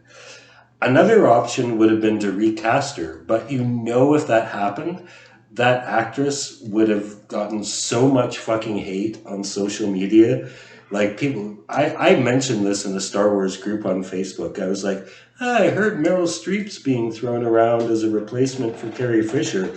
And I swear to God, in like 5 minutes, my Facebook notifications went from 2 to like 75. Like, fuck off and die, you asshole. So it's like, okay, recasting isn't going to happen. Mm-hmm. No, you can't. She's so iconic in that role. They could kill her off between movies like they did with Spock. Mm-hmm. But she was apparently a really important part of the story, so they couldn't do that either. So they were stuck. What does she do? She basically gives her son a Skype call that turns him good and then dies from the effort. Mm-hmm. That didn't work either. But nothing would have. More mothers dying. Yes. From love. Exactly. From heartbreak. Exactly. Okay. So yes, we've mentioned the fact that Rose gets friend zoned at the end of The Last Jedi. Yeah, she kisses Finn and tells him she loves him, and the next thing it's like, you're going on this mission, but I've got paperwork to do. A bit much, but okay. The good shit. The good shit basically is, okay, why did they go this illogical route of having Palpatine be the villain? When you're telling this sweeping story that's lasted since 1977 and 9 movies and God knows how many hours, the important thing, I think, is to give it a sense of unity. And with these new movies, the unity was lost from day one, because the first of Episode 7 and Episode 8 had nothing in common. Mm-hmm. And Episode 9 had nothing in common with either of them. So what it tried to do, I think fairly successfully, is try and make it seem like, okay, it's not about Episodes 7, 8, and 9. It's about Episodes 1 to 9. Mm-hmm. What links these movies together? And the only thing that makes sense is make Palpatine being the villain, because he was the villain in Episodes 1 to 6. Mm-hmm. So making him the linking thing between all these movies, that was what kind of made it feel like, okay, these movies really are all together, even if it seems like they're not. The idea of Palpatine representing all the Sith and Rey representing all the Jedi. And that was the other thing. Once you get through all these giant plot holes, eventually the plot stops. It literally does. The plot stops, and it's just action. You have the big space battle trying to keep the Star Destroyer fleet from taking off. And on the ground, you have Rey and Kylo teaming up against Palpatine. And there is actually a really cool moment there where Rey and Palpatine are fighting, and he's getting the power of all the Sith. But you actually hear the voices. And his clothes changes. Yeah. You hear the voice of all the Jedi speaking to Rey as well. Mm-hmm. Liam Neeson, you can clearly hear his voice. Mm-hmm. You can hear Hayden Christensen speaking as Anakin. You can hear the voice of Ahsoka from Clone Wars, who is basically the female protagonist of the show. So you have this kind of feeling that, okay, we've waited, 1977 was what? 43 years for this. And it's come down to this. We may have gotten a little stupid along the way, but here it is. This is the main event. This is the Ali Fraser of Jedi versus Sith fights. Mm-hmm. It was okay. Like stuff like that pissed me off more than anything, because I really needed this story to move forward, and it didn't. And it seemed because it isn't supposed to move forward, though. It's a conclusion. But the thing is, it's like a double conclusion, because we already had the conclusion in Return of the Jedi. We will get to that. Yeah. And then we needed a conclusion again of a conclusion that we already had. Yeah. So it kind of... It's over till it's over until it's not over. Yeah, and it kind of diminishes kind of the whole sacrifice, everything that Luke and Darth went through. And, again, I was a little shell-shocked when I watched it the first time. Like you said, I was ambivalent because I was like, I don't know what I just saw. Yeah. And then when I watched it again now, it just got me angry. I was like... And Rey's parentage being such a mystery too. Who is Rey's mother? It was Jodie Comer, who gets like 5 seconds of screen time. Where the hell does the Emperor have time to lay somebody? Exactly! And look at this plan. He had this plan that's insane. Like, his plan was to get his kid or whatever to fuck somebody so that they would have a kid, and then kill the dad and the mom so that the kid would grow up to hate him, so that the kid would kill him, so that then once he's killed, what? Well, when you put it like that, it sounds ridiculous, but it's no more. Imagine Anakin watching this. The last Skywalker turns out to be Palpatine's granddaughter. Like, how insulting would that be? Oh He must just be watching this as like, I know. It was an odd movie. Like, it's not one, again, I really need to see again. But I'm still drinking beer. Cool. I'm a slow drinker, guys. But there's beer being had, so I hope you guys out there, we're at the 1 hour and 30 minute mark, are enjoying some beer yourself. I hope you're enjoying the talk. And I hope that you're having a fun time with it, guys, because Star Wars is fun, okay? And sometimes you get people that, I don't know, I wouldn't take it too seriously? Yeah, like I was going to say take it too seriously, but they have every right to take it seriously. Like, it's something that they enjoy, but it's not like the end of the world. You know, it's just a movie. It's a really awesome movie. It's iconic. It's part of popular culture. It's part of your childhood. So I know what that feels like, you know, if I watch something maybe in the Star Trek universe that makes me scratch my head. But it's just a show, you know, so have fun with it. You know, like you see me and Peter agreeing, disagreeing on some stuff, but we're having a good time. Because that's what Star Wars should be about at the end. And if it's too much for you, then just don't watch these fucking movies, okay? If you can't handle it, if you can't stand the heat, get out of the motherfucking kitchen. But let's go to number 6. And again, look at this. I'm going to put a movie at number 6, which probably some of you will be upset about, because I know it's one that a lot of people don't like, and it's Solo, okay? I did say here that it was a little bit of a fresh air after the prequels, because the prequels are so fucking heavy-handed. I was so happy that this is, because I watched it in chronological order, so I guess Solo comes before. I like watching it like that. It comes before Rogue One, so it was just like, whew, can I just, can I get a light movie? And that's what it is. It's kind of like what Pete was saying. It's not very epic, but in a way, I think that's what I liked about it. Because sometimes when I'm watching Star Wars, like, I feel that the main story, the Skywalker saga, or I guess now it's the Palpatine saga, those movies need to be high stakes. That's essential for those movies. You need to save the galaxy. You need to save all of humanity. But what I hoped that Disney was going to do with the side movies, which is kind of what got me upset about Rogue One, because it seemed like it was going there, but then back to fucking Death Star, I'm like, fuck you, is that, this is just a side story. Obviously, it didn't connect with the fans. Maybe they wanted something a little bit more epic, but I like the fact that, hey... I don't think it was that it didn't connect. I think it's just that there was a lot of backlash from the previous movie, which was released 5 months apart, and a lot of people just didn't go. And they should have. It didn't bomb because people hated it. It bombed because people didn't watch it. Didn't watch it. I get you. And it's a shame because it's not a bad movie at all. I mean, it moves along at a nice pace. The acting's pretty decent. Obviously, I mean, if you sit there and try to pick it apart, you'll find reasons to pick it apart. But that said, there are a few things I didn't like. One was the gambling scene. I thought it went on a little too long. I guess it's supposed to introduce us to the character of Lando, but I didn't like it too much. And the android, oh my fucking lord. That was kinky.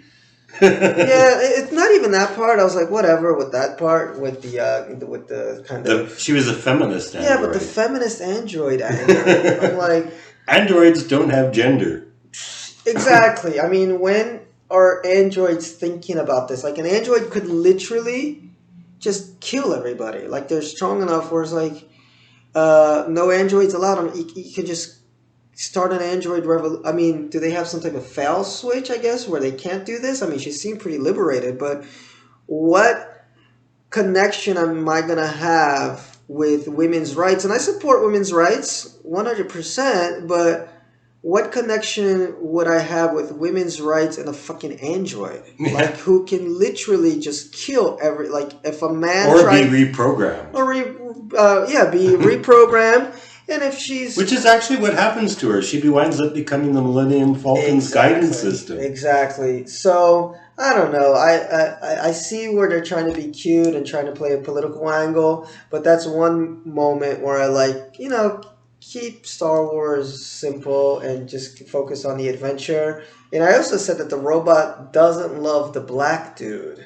Now, I don't know if she's talking, if I'm talking about... No, the black dude loves the robot. Yeah, but she's not into him. She's not into him, yeah. Oh, which is a shame. See? Yeah. Black Lives Matter, guys. But look at that, Pete. What does that say? Happy L3 died. Even though she does become part of the Falcon. Let me see. The little smile when Solo finally gets in the Falcon and he's got that was pretty great. So I really enjoyed it. Apparently Warwick Davis was in this movie a lot. At least 6 characters that he played. The only thing that really kind of pissed me off about this movie was the lighting. Very dark lighting, especially with that, what is it, the Kelpin run? I can never get the name. Kessel run. It would have been so much better if the lighting had been better. And what's that scene where they're trying to escape? When they encounter the giant monster in the nebula. That was actually a really cool scene. It was well done. It would have been even better if I could see it. This is the one Star Wars movie that has a really dull color palette. Rogue One has a really beautiful color palette. The prequels are super colorful. I think actually Rise of Skywalker was probably the best in that. The new trilogy also has, they're darker colors, but they're still very bright. They stand out. There's a lot of contrast in the colors. In the originals, obviously, they're filmed very well, but Solo, it's like I had to keep adjusting the bright and contrast on my screen to watch. It's like this blue, which people love. All the planets they're on are very dismal. The train robbery scene is actually really bleak. The planet Dryden lives on. Nothing pops off the screen in this movie. Nothing really pops off the screen. So that's my big criticism. I had the same criticism, by the way, with Godzilla, King of Monsters. I don't know what is up with filmmakers that love this blue filter. It's become a trend. I read an article about it maybe 2-3 years ago, so I can't remember, but somebody really explained it really well of what's up with this blue filter and why they think that people actually enjoy it and it's something that feels comfortable. But I just think it's horrible. Well, it wasn't the Battle of Winterfell. Battle of Winterfell was told. Oh yeah. That was classic example of how it went. And did you ever see it was a fan made video where he corrected the color? And it was so much better. It was maybe a 2-minute clip where he managed to somehow edit in good color so you can see things. Right. I was like, this is the Battle of Winterfell that I would have loved to have seen, literally. So that's my only big complaint about it.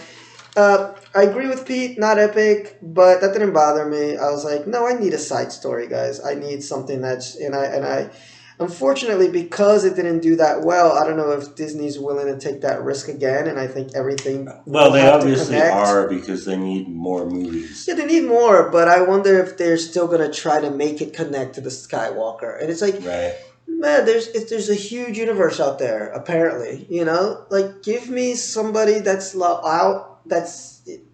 obviously the Empire's got to be part of it. Well, like The Mandalorian. The Mandalorian. Yeah, actually, let's take this moment to say congratulations to The Mandalorian. I saw it at the end of the year. I was a little bit late with it, but that was so cool. Yeah. And that's what I would hope Disney could do with the movies. I can have this show that really, I mean, obviously had baby Yoda, quote unquote, but there wasn't really a connection to the Skywalker saga. Skywalker saga is happening over in its own world, Yeah. and this is a great, compact, interesting story about this character that we really never got that much history on before. I think it was mentioned, right? I think in one of the movies they mentioned a Mandalorian, and it's cool. Like that's something that I would be willing to go to the movies to see. And I don't need everything to either have a Death Star in it or a planet destroyer, or you know, give me just what's life like in this Star Wars universe. It's tough to do though. It is, yeah. It's tough to do. Well, I think The Mandalorian played as well as it did because it was on television. Yeah. It plays better as like a serial drama with kind of a Clint Eastwood, Man with No Name kind of feel to it. It actually, I think it borrowed a lot from Solo. It took that Wild West vibe. It's like, okay, the Empire's been overthrown, but things still aren't stable. Yeah. Not everyone's down with the New Republic, so there's a lot of lawlessness. And you have this morally ambiguous character. No, it worked on a lot of levels. But great point that you make. And when you do eventually get to hear the Star Trek podcast, we talk a little bit about this with some of the movies, especially one called Insurrection.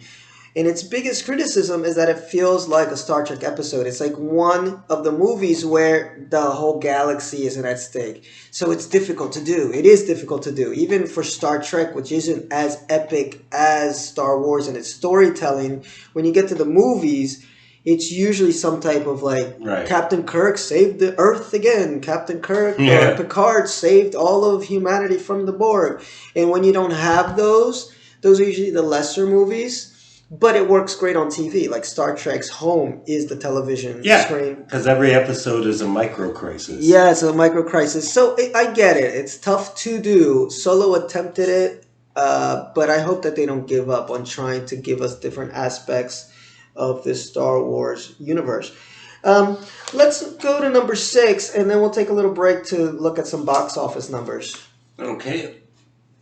Your number 6. My number 6, this was tough. It was a coin toss, actually, for me. I can't pick between these two. Oh, boy. But I did choose Rogue One as my number 6. Uh-huh.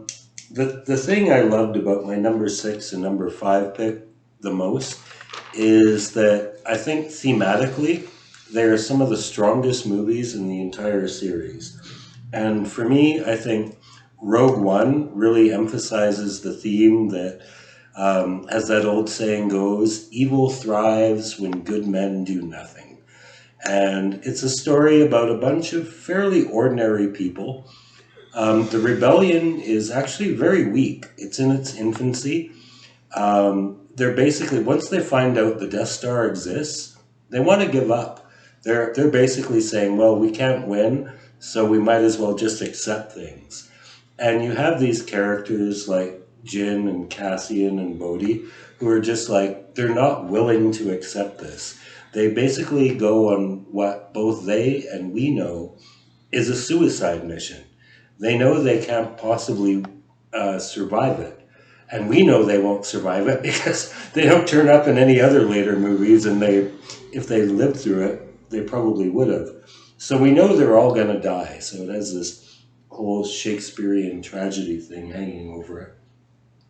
But more importantly, Star Wars is basically your standard good versus evil story. There's some moral gray area, but not a lot. There's good guys and bad guys. And this movie really emphasizes the merits of good guys. The people who are willing to say, we won't accept this, even when other so-called good people are apparently willing to. So I like that aspect of it. I love Jyn Erso as a character because, as we discussed earlier, she's not Luke Skywalker. She's not a child of destiny. She's not strong with the Force. She's had a pretty shitty life, and she doesn't actually want to be part of this. But once she starts to realize what it's all about, she steps up to the plate big time. Yes, lots of Death Star action. Holy shit. Previous to this, we really only saw the Death Star blow up Alderaan and a few Rebel fighters. But in this one, like, they're using the one reactor fire where it's like, okay, we don't have to blow up a whole planet, but we can blow up a whole city pretty easily. And that's still pretty destructive. And you see it from ground level. There are a lot of scenes where you see the damage the Death Star does at ground level, which I really liked. I already mentioned I love KS2O, so I'll leave that alone. You mentioned how awesome Saw Gerrera was, so I'll leave that alone. Tarkin! They brought back Grand Moff Tarkin. That was a surprise. When I saw this in the theaters, I had no idea. I actually saw Mads Mikkelsen. Oh, that's the guy that they CGI'd. Yes. I saw Mads Mikkelsen listed in the cast. And I thought, oh, he's probably going to play Tarkin, because he would have been an awesome Tarkin. But when I saw him in the beginning as Galen Erso, I was like, okay, that's not him. And then you see Tarkin on the screen. It's like, how did they find a guy who looked like that and sounded like that? And then I clued in after a while. You may fire when ready. It's like, oh my God, they like totally CGI'd him. I know, but it was good. It looked good. Yes, it looked good. And the thing is, I wouldn't want this to become a trend. You know, I wouldn't want to start Humphrey Bogart and James Dean making new CGI movies. But for this one case, I think it worked because Peter Cushing, he was a horror actor most of his life. Him and Christopher Lee from Attack of the Clones made a lot of movies together. And I think he would have gotten a real kick out of this, like being brought back from the dead like that. And it was done with his family's approval, so I don't think it was distasteful. And also, I saw this on Christmas Day in the theaters in 3D IMAX, and I tell you, that scene where the two Star Destroyers collide, destroying the barrier that's keeping the signal from getting out, that was the money shot. Most of the money shots in Star Wars tend to be long, involved scenes, but this was just like 2 minutes. When those two ships came together like that. I'm trying to think where was this? This was when they're trying to get the signal out of the top of the archives, but there's a field that's blocking it. And and it kind of goes in. It crashes into the Star Destroyers. Yes, collide and they crash into the force field.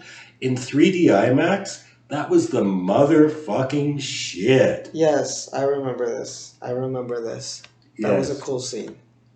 Yes. So yes. Besides the fact that I like the standalone concept, and yes, it's still tied into the Skywalker saga quite a bit. What'd you think of Leia in the end? I thought they could have just got someone else to play her. Like, Peter Cushing looked real. She didn't. Yeah. Basically, I love this movie. I think it's, I would say it's in my top 5 Star Wars movies of all time, except that it's actually my number 6. But like I said, it's a coin toss. It could be in my top 5. Yeah, it's funny how many people really, really, really, really love this movie. And I don't know, for whatever reason, and I was really excited for it. I really was. And I, to the point where I said, like, I found like a stream to watch it beforehand, and then I saw it in the movies, and just to make sure that, hey, maybe I didn't catch all the dialogue. That's why I thought it was kind of boring. But for whatever reason, it just didn't do it for me. But to each their own. It's just not a movie I will be watching again. Will you watch the Cassian Andor series, though? I don't even know what that is, brother. Cassian Andor is like the male protagonist. In Rogue One? Yeah. What, the little pilot dude? No, he's not he's like the rebel with a hard heart. Is it? He's like Jin's semi-romantic This guy interest. right here that I'm looking at on the screen? Yes. Okay. He also plays the guy from Narcos Mexico. Oh, okay. I didn't know that. But to answer your question, probably not, because I didn't even know who he was. Okay. Yeah, and KS2O is in it as Oh, well. then definitely not. Yes. I mean, okay, I can't say that because I'm like this with Star Wars, guys. Like I said at the beginning, I'm not like a super fan, but I like it enough that I'll at least check something out. Like with The Mandalorian, like I wasn't like immediately like I would be with like, okay, new Star Trek series coming out. I'm there day one. Boom. But you know, Mandalorian, I think I watched just at the end of the year. I think it took me, everybody was already on episode 7 or whatever, and that's when I got into it. And I really enjoyed it. Something like that with Star Wars. You know, it's not something that, oh my God, I need to see this right now, or I feel like, unless it's the movies, obviously. Yeah. Then I try to get in there. But like, I haven't seen that show that you started watching, the Clone Wars. The Clone Wars. Did you enjoy that one? Because I know you were having a hard time with the cartoons. Yeah, I watched a few like when they first came out, but I just watched random episodes. I didn't start from the beginning. Mm-hmm. And yeah, it's actually the animation is good. It looks like a PlayStation 2 game, so it's almost as good as live action. The problem is it's a mixed bag. Like it basically tells like 3 to 4 part stories, so they're all like 90 minutes to 2 hours about the Clone Wars. There's no main character. There's Anakin episodes, there's Yoda episodes, there's episodes about characters that you really don't know that well from the movies. But some of them are really good. Some of them are shit.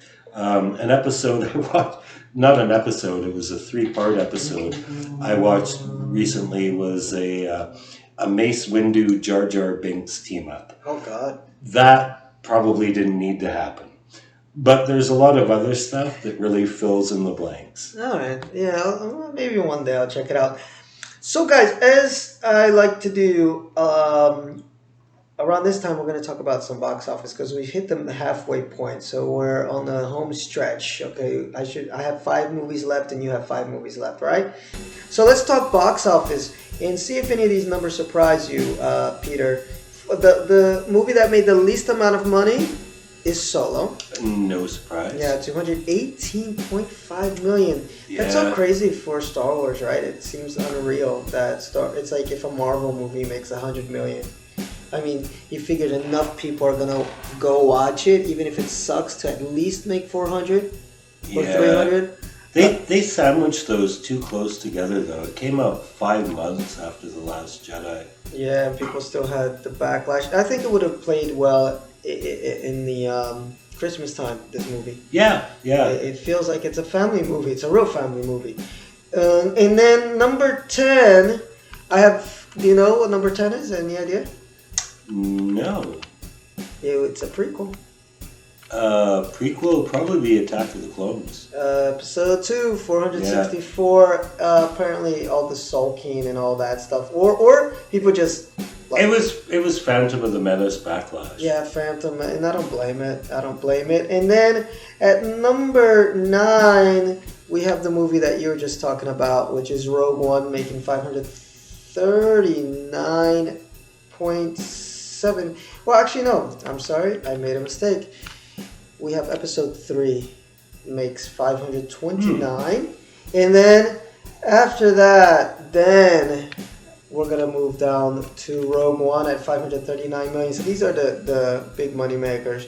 It's kind of impressive that Rogue One made as much as some of the prequels.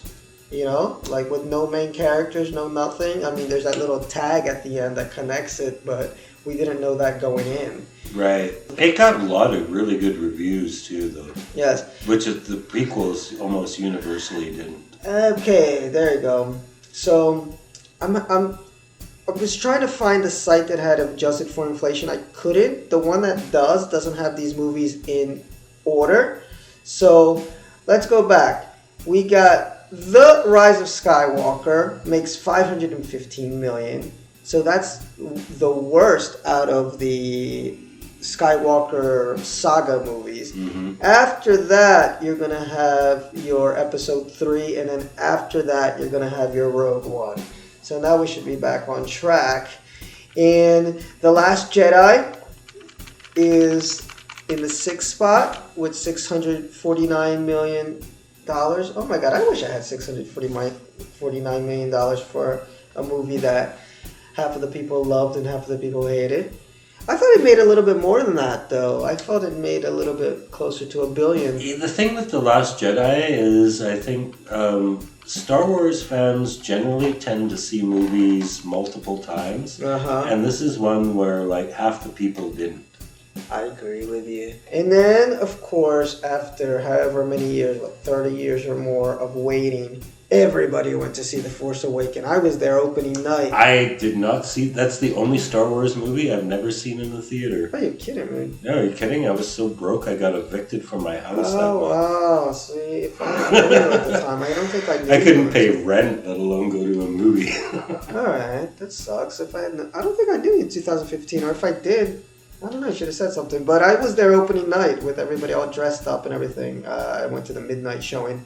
Oh, so wow. that was really cool. And the feeling, and I'm saying, like, imagine me, what I've stated many times already, like, Star Wars is not my go-to franchise, but even still, when you hear that John Williams score for the first time, and I guess since I was about 16 when they re-released the OT trilogy, I think that's because I seriously can't remember if I saw any of these prequels in the movies or not. So that feeling of that,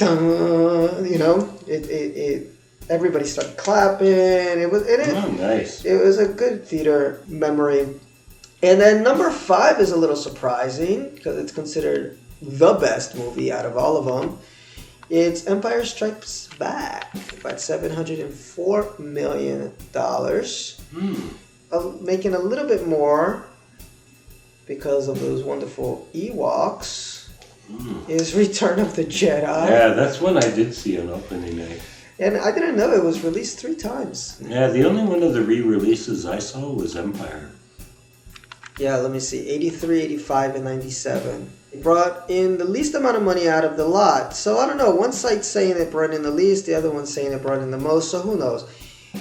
We just know George Lucas has a lot of money. And then Episode 1 made a lot of money, 757. And of course, Star Box Wars office record holder for a short time. is the granddaddy. Star Wars A New Hope with 1.3 billion. But, you gotta see, man. I mean, every site is giving different information. Some of them are adjusting for inflation, some of them aren't. But you can't deny the power of Star Wars. And it's incredible the amount of power that Star Wars had over the fact that for a very long time it was just 3 movies. Yeah. It's funny how in the Star Trek podcast, Pete was talking about how you don't understand, Phil. Before the motion picture came out, all there was the original series. Yeah. And I can't imagine that, because I grew up at a time when we had the movies up to maybe movie number 5 or 4, and we had the Next Generation. So I don't know how it feels to not have an expanded Star Trek universe, but I know how it feels to not have an expanded Star Wars universe, because then I was old enough. And the 2 franchises owe each other quite a bit too, because I think obviously there's a lot of inspiration drawn from Star Trek to create Star Wars, but at the same time, Star Trek was dead in the water until Star Wars came out, and they resurrected that franchise. So even though they're completely different stories, they owe each other a lot. I mean, what they contributed to science fiction in general is incalculable, but what they did for each other is pretty significant as well. Yes, science fiction, and for the movies and for television. Star Trek more for TV as far as the effects and, where you could take sci-fi on TV. And Star Wars, although I don't consider it sci-fi, but still where they could take space movies, whatever you want to call it, on the big screen, it really opened the door. So let's get to it, because we've hit the 2-hour mark, so we're going to run through these last movies. All right, can we take a break? Do you need to take a pee break? Yes. All right, I'll let you take a pee break. And then, guys, we will come back in All right. just a little bit. I will power through this after this.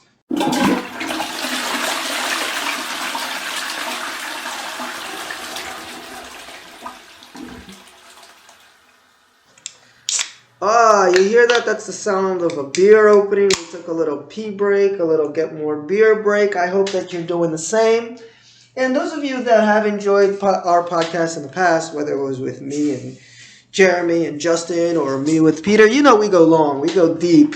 So I hope you're just chilling in your room, or if you can download these, maybe you're chilling in the car and you're just having a good time listening to some Star Wars talk.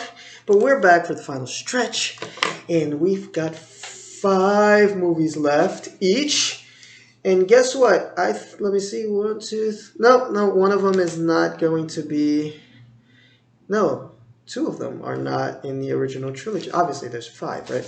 Anyway, That makes sense. that is what we call beer. That's what we call beer working. But anyway, here we go, guys. I'm going to start with my number 5, and it is The Last Jedi. Excellent. The Last Jedi is number 5, and it's the most divisive movie probably in all of Star Wars. Mm-hmm. More than, I think, Rise of Skywalker, which I think got a decent amount of hate from both camps. You know, the annoying, super nitpicky, and sometimes correct. You know, I don't want to give them too much hate. Star Wars fans, and then the ones that are just like, yeah, it wasn't that great. But The Last Jedi, I obsessed over this movie the last 3 weeks, watching like these 4 or 5 hour videos. There was this guy, Malware or something on YouTube, who made these great videos where he's breaking down why this movie is objectively bad. And you know what? I can't argue. There are so many logical flaws in this movie, so many things that don't make sense.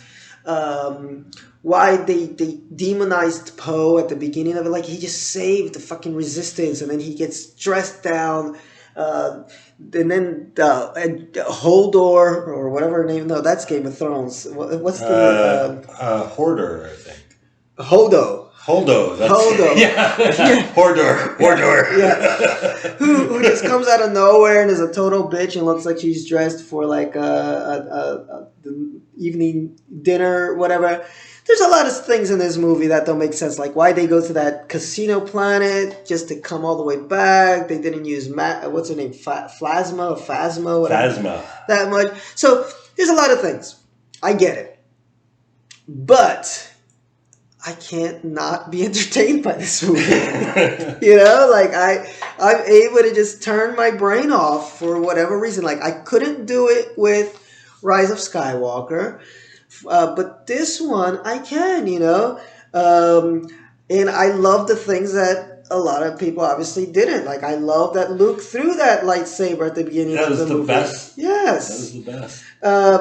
I love that Ren loves to break shit on his ship. Oh no, yeah. He breaks a lot of shit on his ship, man. He makes Darth Vader look like he has anger management control. Darth Vader, when he gets really angry, he just kind of sees and chokes someone. Yes. Kylo has to break shit. I know. I'm like, he's got a lot of anger issues. What else did I put here? 2730 is the Mary Poppins scene, and it still feels out of place. I mean, I don't know. I get it. They're supposed to show that Leia, and it's something cool. It's like Leia got shafted throughout the Star Wars saga because she's a Skywalker, so she's supposed to have as much or more or whatever Jedi power as Luke, but she gets shafted and it never gets really shown. That part I did like in Rise of Skywalker where they showed her training. I was like, thank you, finally, after all these years. Yeah, that was apparently Carrie Fisher's daughter who was doing that. I was like, finally, after all these years, we get confirmation that, yes, she could hold a lightsaber and she could throw down if she needed to. Yeah. So I liked what Rian Johnson was trying to do. I don't know if the execution, I mean, it just looks silly. It's like the Martha scene from Dawn of Justice. I mean, I'm one of the, again, I like Dawn of Justice, but when you get to that Martha scene where the whole crux of the movie is that Superman and Batman's mom is Martha, and you're like, no. It just, yeah, still can't get over that scene. Holdo is a bitch. I think I love the actress. What's her name? Laura Dern. Laura Dern is awesome. I mean, yeah, but she turns out to be right, though. She does turn out to be right, but why the drama? Why the drama? Fucking dude is a captain. Dude is like top ranking. Dude can know a secret plan. Like, why? Yeah, but the secret plan failed, though. The secret plan was, yeah, to get them all there. But even if it failed, like, what was so secret about it? Why couldn't she just tell her top dude, even though he got demoted, but he still was a top dude? Look, this is what we plan to do. We're going to just kind of go slow speed chase, and then we're going to send the pods off to this planet. So simple. Instead of creating all this drama that didn't need to be there, him, coming in with the guns and trying to mutiny and everything. I was like, what? But that's Poe for you. That's one thing I liked about this movie, is it totally like elevated his character. He was nothing in the previous movie. He basically, you thought he died in the opening scene of the previous film. And then he turns up late, and you still don't know anything about the guy. But in this one, you really get a sense of what his character is about. He has a problem with authority. He's really good at what he does. He's arrogant, but he's so good at it that it's hard not to admire the guy, even when he's mutiny. Unless you're part of the fucking Republic, because apparently they didn't. I mean, he saved them at the beginning of the fucking movie. Like, I still don't get why they were so angry with, look, we got this fucking, the dreadnought. We're sending in the fucking bombers. And obviously it's going to be a suicide mission, because look how slow those motherfucking things are moving. Yeah. There's no way for them to bomb and then get the hell out of there. And he manages to do it with the minimum amount of casualties possible, which are the 4 dreadnoughts get blown up. And it's like, that was a good move. Like, that's what you should have done. And he gets dressed down the whole movie. So I disagree with you on that. I thought that this movie, I liked him as a character, but I thought that the movie didn't like him as a character. It dressed him down. In the last movie, I thought that we got the Poe back from The Force Awakens, which is this cocky guy, but that people do trust, and that they know that, look, this is the guy that can get us out of the jam. And in this movie, it was like he was mistrusting at every turn. And I was like, why? Like, what happened for a movie? And that's supposed to be the next day, right? He just single-handedly fucking saved everybody on that fucking planet.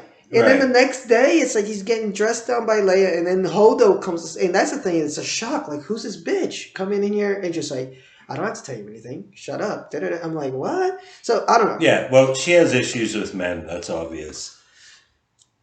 That's the social justice shit. I'm telling you. Speaking of which, here comes Rose. Crashing into ship. Oh, yeah, okay, that looked cool. The crashing into the ships. But what is that? The Holdo maneuver. I mean, it's kind of silly, but logically it doesn't, kind of stand up to muster. But it looked great on the big screen. Fuck Rose. That's what I wrote here. Now I know what I mean about crashing into ships. I wasn't talking about Holdo maneuver. I was talking about the fact that they're on that fucking salt planet, which, they had to tell us it was a salt planet. And they're moving at high speed towards the motherfucking, the cannon that's going to blow a hole through the door. Yeah, and she knocks Finn out of the way. What the fuck? Because she loves him. That's way... Until the next movie. Until the next movie. And then she says that stupid line. It's, we're not saving what we love. We're saving what we love. Not what we hate. We're going to win this. Not by fighting what we hate, but saving what we love. Well, don't you love all those other motherfuckers who are now going to get blasted? That's inside the damn little holding area that they were in. Yeah. And you almost, you could have. You should have. Killed Finn. Yeah. Killed Finn with that. So... Fuck Rose. I get the hate for Rose. I didn't dig her character. I mean, when I first watched it, she didn't bother me as much. But then on second viewing, I'm just like, what? Like a waste of a character. What a waste of like 40 minutes of movie where Finn could have been having great character development with Poe, where maybe they could have gone on that mission, even though I thought that mission was ridiculous to go to that gambling planet just to get back into the ship. But, you add this extra girl in there for what reason? And poor girl. I mean, for what it's worth, I think she did a decent job acting. Like, nothing against her acting, nothing against, she played well with what she was given, but it was just this unnecessary thing where it totally detracted from what we had wanted from the first movie, which is a greater bond. We know Rey is gone out with Luke. Okay, so we deal with that, but that's like Empire Strikes Back. Luke is gone, and then you have the interaction between Leia and Han gets deeper. So that's not a lot deeper. A lot deeper. So which would have been the going back. Remember what I told you? It could have been a gay couple. Shoulda, coulda, woulda.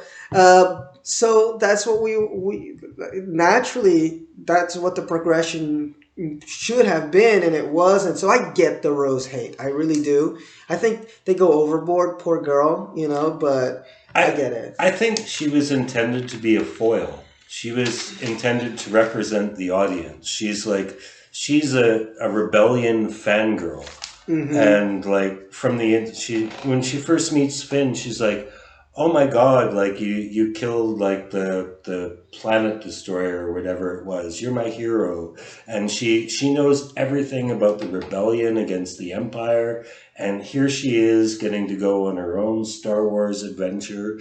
And you're supposed to see that aspect of the movie from her eyes. It didn't work though. I don't think it worked. I get you. I get what you're saying, but it just didn't work. Because it was just... I mean, I don't know. You'll probably talk Last Jedi a little bit, and you'll tell me if you thought it worked. But let's talk about the positives, because I've been kind of shitting on the movie, and I did rank it at number 5. One, because it is entertaining, and this is the third time that I watched it. First time I loved it. Second time, I will admit, I kind of almost fell asleep in the theater because it just, that whole slow chase through space was like. So I thought that when I was going to watch it this third time for the ranking, I was going to be like, oh, this is going to rank real low. And plus, I had listened to so many, like, why The Last Jedi sucks videos. But I ranked it high because I said, it's crisp, man. It's a crisp story. It pops. It moves along. I like what they did with the Luke character. I thought that was interesting because it for me, it wasn't they destroyed his character. It was showing him as the humanity of who Luke was and how tragic what had happened to him was. But he gets redeemed by the end. Like in one movie, he gets redeemed. It's not like he stays being like a hermit his whole life, like Yoda. I mean, you can shit more on Yoda than you could on Luke, because Yoda was on that little swamp planet and he stayed there till the end, and he didn't even want to train him. But he gets redeemed by the end. Save them you could. Yes, So I mean, I want to say I see both sides, but I really don't. I thought that this was something different. And understanding, too, guys, that fans need to know what the fuck they want. Like, A Force Awakens was too much like New Hope and too much like Nothing Changed. Okay, then there's something different. Here's a different aspect. This movie is more about the choices that people make, about the consequences of the choices they make. It brought it to a very personal level. I think it's probably the most personal of the Star Wars movies, and it's about like what happens after you make a choice. Like when Kylo chops Snoke in half, it wasn't just for diversion, I don't think. It was just to say, like, so he's I felt like Ryan was just kind of like in what happens next. Look, he just killed this guy who you can tell in the first movie he doesn't really like to begin with. No, he treats him like a bitch. Yeah, and he wants to have full power. And now what does he do with this full power? It's a shame that in the third movie they didn't explore that much. And he went back to being sort of a bitch to the Emperor, but luckily, he kind of fought his way out of it. So I think there's a lot to like in The Last Jedi. I think that's why it's split. It's the people that felt that it needs to follow the formula. But then others who are like, we like the fact that we got to see some of the main characters struggling with who they were and the consequences of their actions and their choices. So I give it some love. It's a movie that I would put on again at some point. Yes, definitely. I have as well. That is my number 5 as well. Look at that. So we are in agreement. So the main thing I like about this movie is the same thing I liked about Rogue One, which is why I had a hard time choosing between them. And that is the theme building. The theme of Rogue One was that evil thrives when good people do nothing. The theme of Last Jedi was about the need for heroes. And how all it takes to be a hero is to rise to the occasion. That's what all the stuff you were talking about has to do with. Poe making the suicide bombing mission, Hodo making her heroic sacrifice. That whole thing with Finn and Rose going to the casino planet to find the code breaker, that was all about that too. Our good friend Craig actually complained that actually added nothing to the plot, and it didn't. But it added a lot to the theme, because their mission fails. It completely fails. But they're still doing something to try and rise to the occasion. So I think the nature and the theme of this movie is the need for heroes, and I really felt that. And the heroes could be anybody. So Exactly. I think that was important to point out that Rey, well, before we found out later, she was the love child, was from nobody, right? Yeah. She was from nobody, so it was important. And I thought that was fresh. Like when I saw it, and then, because I don't know if you recall, but after The Force Awakens, it was fan theories ablaze through the internet. What's Rose's lineage? And she wears the same colored clothes as Ben Kenobi. Maybe she is Rey's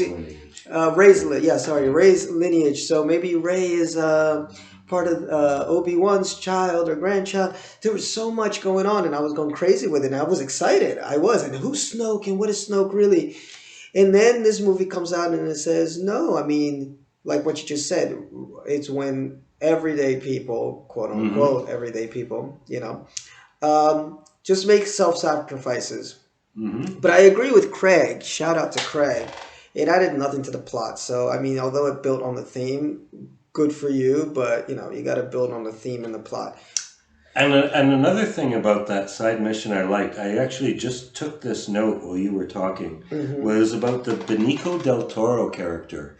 They go there to find the code breaker, but they get arrested before they can meet him.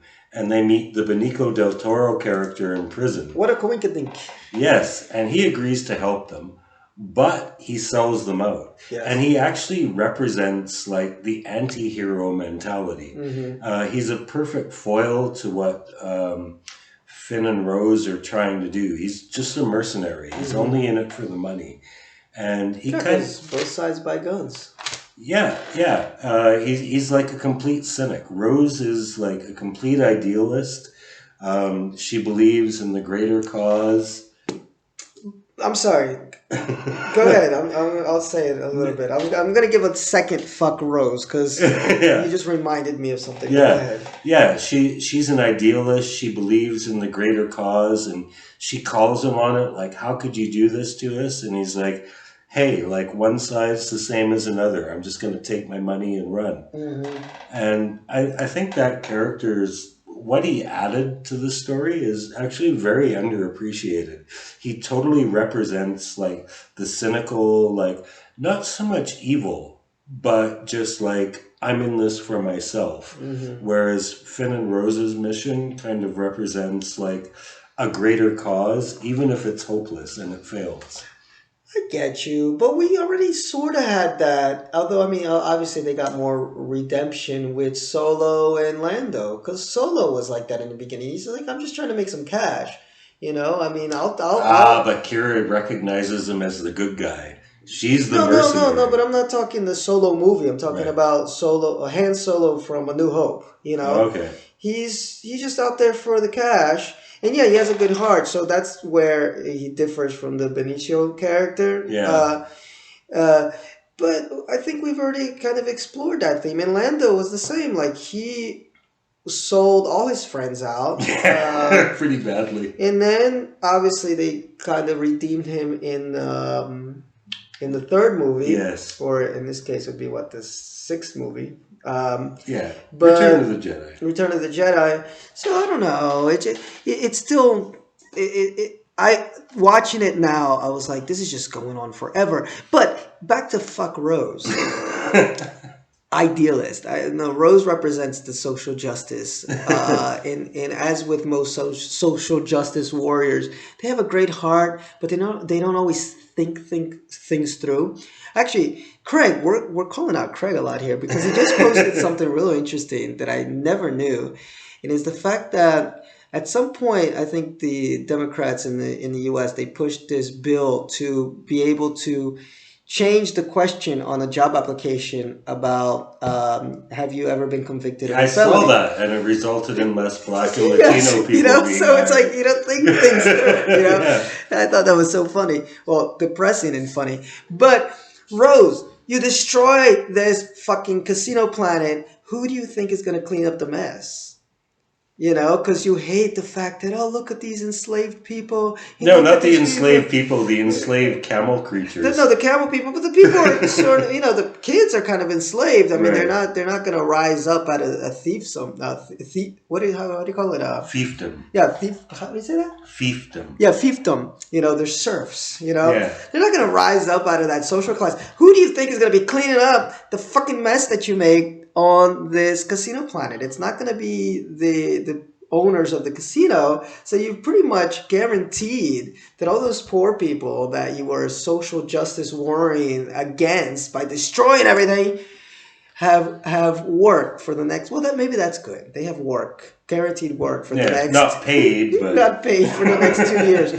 Oh my God, there were so right. many mistakes with that character. But overall, Last Jedi? Yes, no, I still have a few more things go to ahead. address with this film because Do it. The complaints. I would like to address the complaints. Here we go. Okay, it delivers the unexpected, which, as you said, people hate.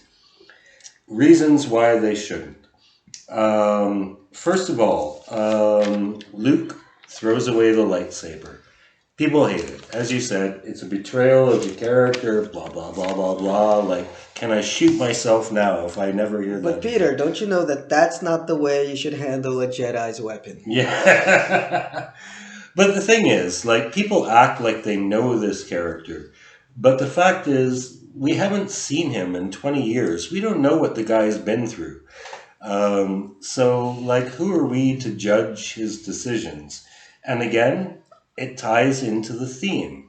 The theme is about the need for heroes.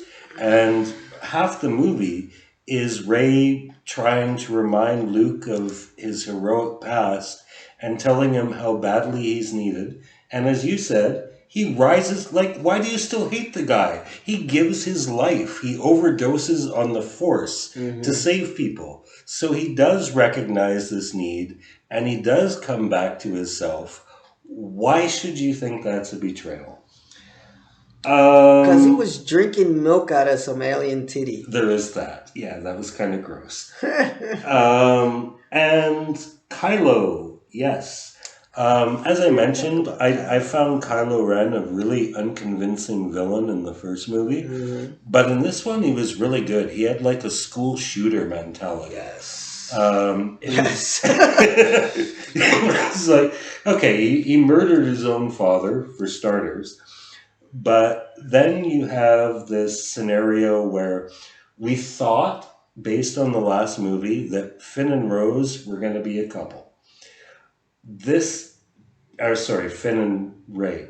Mm-hmm. This doesn't happen. They tease a romance between Finn and Rose, which also doesn't happen.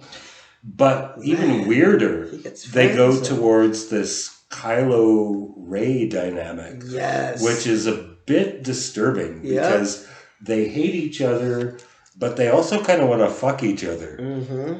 And that was a bit creepy, but it was cool. And then they have this whole bit where... The Skype calls. Yeah, they have the Skype calls. But then they meet in person. And Snoke's trying to convince him that I see him picking up his lightsaber. I see him striking. And I swear to God, when I saw that in the theaters and the lightsaber pops and he cracked Snoke in half, I was like, oh, fuck. And then right away you're thinking, okay, Kylo's turned to the good side. He's going to help Rey. Yeah. But immediately after they fight off all Snoke's bodyguards, he's like, join me on the dark side. Yeah, he asked her hand in marriage, basically. Like, yeah. Yeah. Like, it was just like one thing after another where it's like, oh, I didn't see that coming. Mm-hmm. I didn't see that coming. And I think what a lot of the fanboys hate about this movie is exactly that. They didn't see it coming. They had in their mind this expectation of a story that just would go A, B, C, D. And when it deviated from that, they're like, no, that's not how it's like The Princess Bride. That's not how it's supposed to be. You're not telling it right. No, I get you. I think a big bunch of the fans are on that level where it wasn't what it's so annoying. It's with Star Trek now with the new series, Star Trek Discovery. Oh, but this is not what Star Trek is supposed to be. It's like, fuck you. I mean, what is Star Trek supposed to be? Like, Star Trek is a huge universe that can go a lot of places. Star Wars too. And I'm sorry. I think it's even more important that Star Wars explores these different things. Mm-hmm. Because unlike Star Trek that's got 5 or 6, however many shows, and however many hours of television, and 13 movies, like, the universe is way bigger. Yeah. Star Wars... For the average fan, that's not digging into the books, into the cartoons, there's, up to the point that this movie came out, there were 7 movies. That's it. Yeah. 3 of them that people didn't really like that much. Right.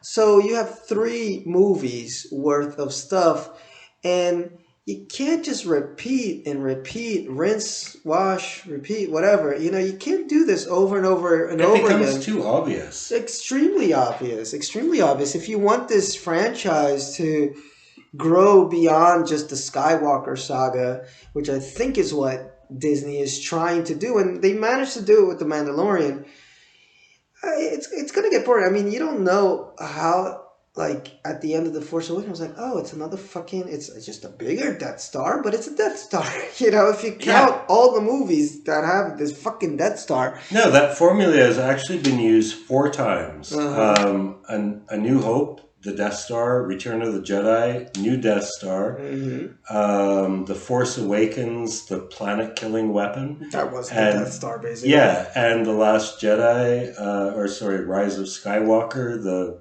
the Final Order. They're all basically the same thing. They're basically the same thing. And it's like, and then they have to do this last minute, let's get in there and block the signal and then bust it up type action. So it's like, come on, how many times can you replay this before it does get boring? And technically a Rogue One, I mean, it had to do with the Death Star. It was very Death Star oriented. Yes, So, but at least that time the Death Star got to fuck shit up. Yes, so that's why I don't mind The Last Jedi too much. I get, Well, I don't agree with the fans that are like, oh, it's not what it's supposed to be. I get the ones that actually do all that crazy analytical shit, and they're like, look, They have too why much would they? fucking time They on do their have a lot of hands, fucking though. time, but I watch some of their videos. It makes sense. Like objectively, there's shit in the Last Jedi that does not make sense logically, story beat wise.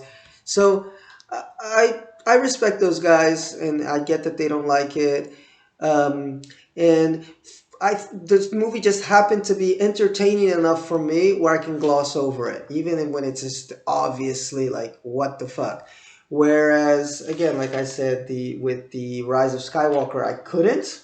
So that's why I ranked this one as high, because just watchability factor. And one last thing about the Last Jedi that I thought was cool is because you were talking about how Kylo became this better villain. And I agree, because in the first one, he was just like the ultimate fanboy. And it's like they were trying to find something to fill the big void, the elephant in the room, which is Right. Darth Vader, the greatest villain of all time. Right. How are we going to bring him back? Well, you can't. You can bring anyone back. You can bring anybody back. But at that point, they weren't at a moment where they figured they needed to bring him back. So what can you do to make Kylo interesting? And I think The Last Jedi managed to do that, and it's showing this kid. He's still a kid. Yeah. And he's lost, and he doesn't know what he wants. He wants power, and he knows wants power, and he's got a crush on a girl. Yeah, he's got a crush on a girl, and he understands that the dark side has a lot of power, but he doesn't want to be ordered around anymore. So that was cool, like you said, because I thought the same thing. As soon as he killed Snoke, I was like, oh god, he's going to join Rey now, and they're going to be the good guys of the movie together. And it's like, if you join me, we can rule this universe together. And I was like, what the fuck? And then she was out of there. She's like, man, this boy's got issues. This boy's got issues. But... so yes, love to The Last Jedi. So that was your number 5? Yeah. All right, cool. So we talked a lot about The Last Jedi. It's the most divisive movie. It probably deserves the most talking. Yes, definitely. But let's get to the first of my OT movies. And you'll probably be upset with this choice, Peter, because I have A New Hope at number 4. Wow. Okay? And I'll tell you... because I said at the beginning of the podcast that I think I saw Star Wars for the first time when I was about 14 or so, like on TV. And I would always fall asleep with The New Hope. I liked Empire a lot. I liked the Return of the Jedi a lot. But A New Hope just like bored me to tears until they got off of Tatooine. And then I tried watching it again maybe a few years ago because I was just doing like a mega Star Wars rewatch from prequel up to whatever. I guess it was to prepare for the new movies. And again, I almost fell asleep. Like the beginning of this movie just bores me with Luke going back and forth on that little speeder, whatever you call it, back and forth. And I had one of those as a toy as well. Oh God! Yeah. But that's it. That's basically the reason. Because look, I said here, the story's filled with a lot of great characters, obviously, right? Yeah. And Pete and I were talking about this earlier. It's funny how this movie feels so epic, but basically, it's Tatooine, Darth Vader's ship, or the Death Star, and they escape just to get back and destroy the Death Star. Like, it's that simple, the plot. It's a very basic story. But like I just said, beginning always feels long, and Luke is so douchey. George, I want to go into the Tatooine and buy some power converters. Yeah, and then they put a little arrow saying George Lucas production. So obviously it's a great movie. It's number 4, so it's not that I'm trashing it like this movie sucks. But out of the other ones that come after, as far as entertainment value, just like putting it on, press play, and am I going to want to sit through this movie? Sometimes it comes down to that, guys, when we're doing rankings, regardless of the franchise, is how apt am I to just press play? And I know that I don't have to get through, oh, there's that beginning, but there's that middle part that I gotta, but there's that, it's like I'm gonna put it on and press play, and I know I'm gonna enjoy the movie from minute one all the way to the last minute. So when you get to the top ones of these rankings, sometimes it just comes down to that. And yeah, the beginning of Star Wars A New Hope, if I'm not just really in the mood to watch it, that'll put me to sleep quick. Okay.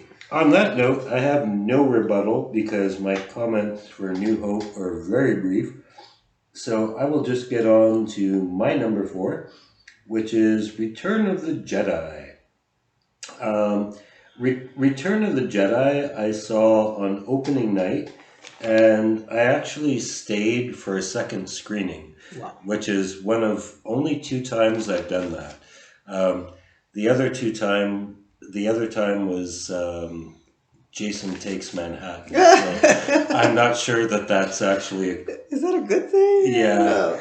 Well, it's because I showed up late for Jason Takes Manhattan. I missed the first 20 minutes. Oh, you missed so much, I'm telling you. Yeah, well, how did Jason come back to life from Crystal Lake? How did they sail from New Jersey to Manhattan? These are questions that inquiring minds... Oh, yeah, is that Manhattan or Vancouver? It was. They did actually film like 5 minutes in New York. Yes, exactly. But most of it was Vancouver. Yes, yeah. But anyway, go ahead. Yeah. Okay. So basically, like, you can break this movie into like 3 different segments. There's the Han Solo rescue, which was awesome. But if that was the plan, I'm sorry, I don't really believe that. The amount of things that had to go right for that plan to work are a fucking miracle. But at the same time, it was a cool fucking scene. You finally get to see Jabba the Hutt. We get to see Leia dressed like a slut, which is pretty awesome. Yes. We get to see Luke flexing his Jedi skills. So even though that whole segment made no sense, it was great. Then you have the Battle of Endor, which actually all the Endor stuff was kind of... I mean, there are still people to this day who think it's bullshit that Luke and Leia just happen to be sister and brother. And I kind of agree with that. It's like, really? That just... I don't know. It doesn't feel right. But okay, I'll accept it. The Ewoks, on the other hand, were a blatant attempt to sell toys. Of course. Which I was not too down with, especially because they tried to make them cute when they were on the verge of engaging in cannibalism. That kind of takes the cute factor off. But the crux of the movie... There was 2 movies with the Ewoks after. Yes, I know, yes. I have never seen one, I'm proud to say. But the crux of the movie is Luke, Vader, and the Emperor on the Death Star. Yes. That's everything. Like, as far as I'm concerned, everything else is forgivable. And again, John Williams saves the day. His score in those scenes where Palpatine's trying to turn Luke are amazing. And they splice that up really nicely with the best parts of Endor and also Lando leading the attack on the Death Star. That was cool too. One of my favorite minor characters is Lando's little pilot. I actually looked him up on Wikipedia. His name is Nung Nung. He's like this fishy looking guy. I'm going to look him up. Go ahead. Keep talking. So Lando is totally leading the attack. In the meantime, you have this whole drama going on the Death Star between Vader and Palpatine trying to turn Luke. And as far as I'm concerned... Oh, this guy. Yes. Okay. Yeah, as far as I'm concerned, that made the movie, like, fucking epic. Vader gets redemption. He saves the day. And like I said, I saw this on opening night, so nobody had ever seen this movie before. And when Luke throws down his lightsaber and says, "I'm a Jedi, like my father before me," people cheered. Like, there's the days when people actually cheered in movie theaters. People were like, "Oh, fuck yeah." And then Palpatine electrocutes him, and Vader's looking all confused. and you could hear people say, "Oh, save him," you know, like that was Heavy like drama. high cinema drama. Mm-hmm. So, despite the fact that Han Solo's breakout makes no sense and Ewoks suck, that whole segment plus Lando's attack on the Death Star make this definitely one of my favorites. Good reasons. Good reasons. And I probably have similar reasons to you, but I'll save it for a little bit later. But I'm going to move on to my number 3. And maybe some of you will be surprised that I ranked this high, but I did. And it's The Force Awakens. I ranked it really high because for me, one is just basic emotional reaction that I had to this movie. At opening night, like I mentioned, I went to see it opening night, and I was with all the Star Wars fans, and they were all dressed up.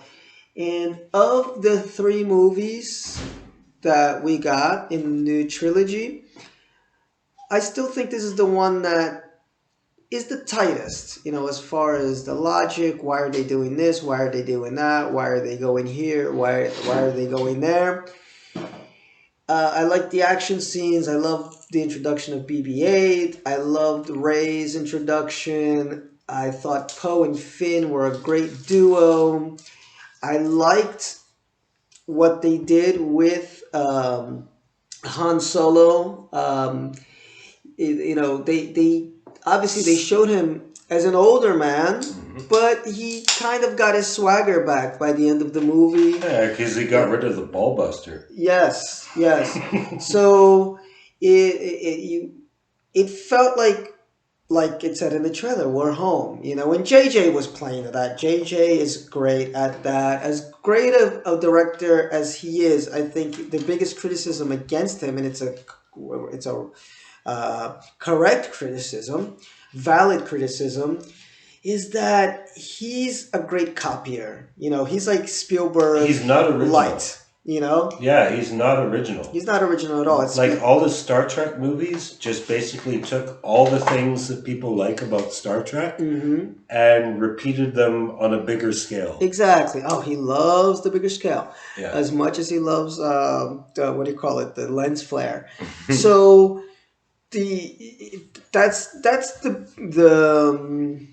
but I think for it being the first one, just like with Star Trek 2009 being the first one, I don't think he had to one up himself yet. So it works. At least for me it worked. Yes, I had some questions through the movie. Like even the opening scene where, who's this guy that Poe is talking to? It was Max von Sydow. Lars Santika is what I got here. No, but the actor was Max von Sydow. Yeah, okay, the actor. It's like a Swedish actor. Yeah, I don't care about the actor. I care about who's this character and why is he so important and why couldn't I care why Max von Sydow was cast as a character who got 90 seconds of screen time. Yeah, well, but what is this character? Why was he there? Why couldn't he just couldn't he just transmit the map? Why didn't Kylo Ren torture Poe right there at the moment, knowing that the map was there, instead of taking him up to the ship and then having to come back? There's a lot of stuff at the beginning that doesn't make a lot of sense, but whatever, because on the ship, obviously, he had to be there so he could meet up with Finn, and then they escape, and then they get down to the planet, and then I love this Finn and Rey interaction. Kind of weird how Finn just is in love with this girl, and she's not into him. I don't get what that's supposed to represent. He's a stormtrooper. Yeah, they get none. But anyway, I love the scene where Rey sees herself in the old lady cleaning shoes. And then she sees the ship. It tells you what the movie is. That's a really cool character, actually. Yeah, it's a subtle thing. Well, not so subtle, but nice touch, because that tells you what the movie is, Like, she's stuck on this planet. She wishes she was up in the stars. And then she gets her wish. And then she just has to figure out what to do with it. Knights of Ren. We don't see them until the third movie. I know, and they suck. So, but it's kind of interesting that They're like the knights who say me. Um, great movie, hits all the spots. Yes, it feels very Star Wars if you want to get into that level. It does. Yes, it's too bad that the butthurt fans complained because then we got The Last Jedi. But I liked The Last Jedi, but then it sucked for them, and then it created all this confusion, which then led to what we had to finish the trilogy with. So wish the fans would have just been like, chill. It is what it is. Enjoy it, and then drop a blotter and enjoy it. Yeah, exactly.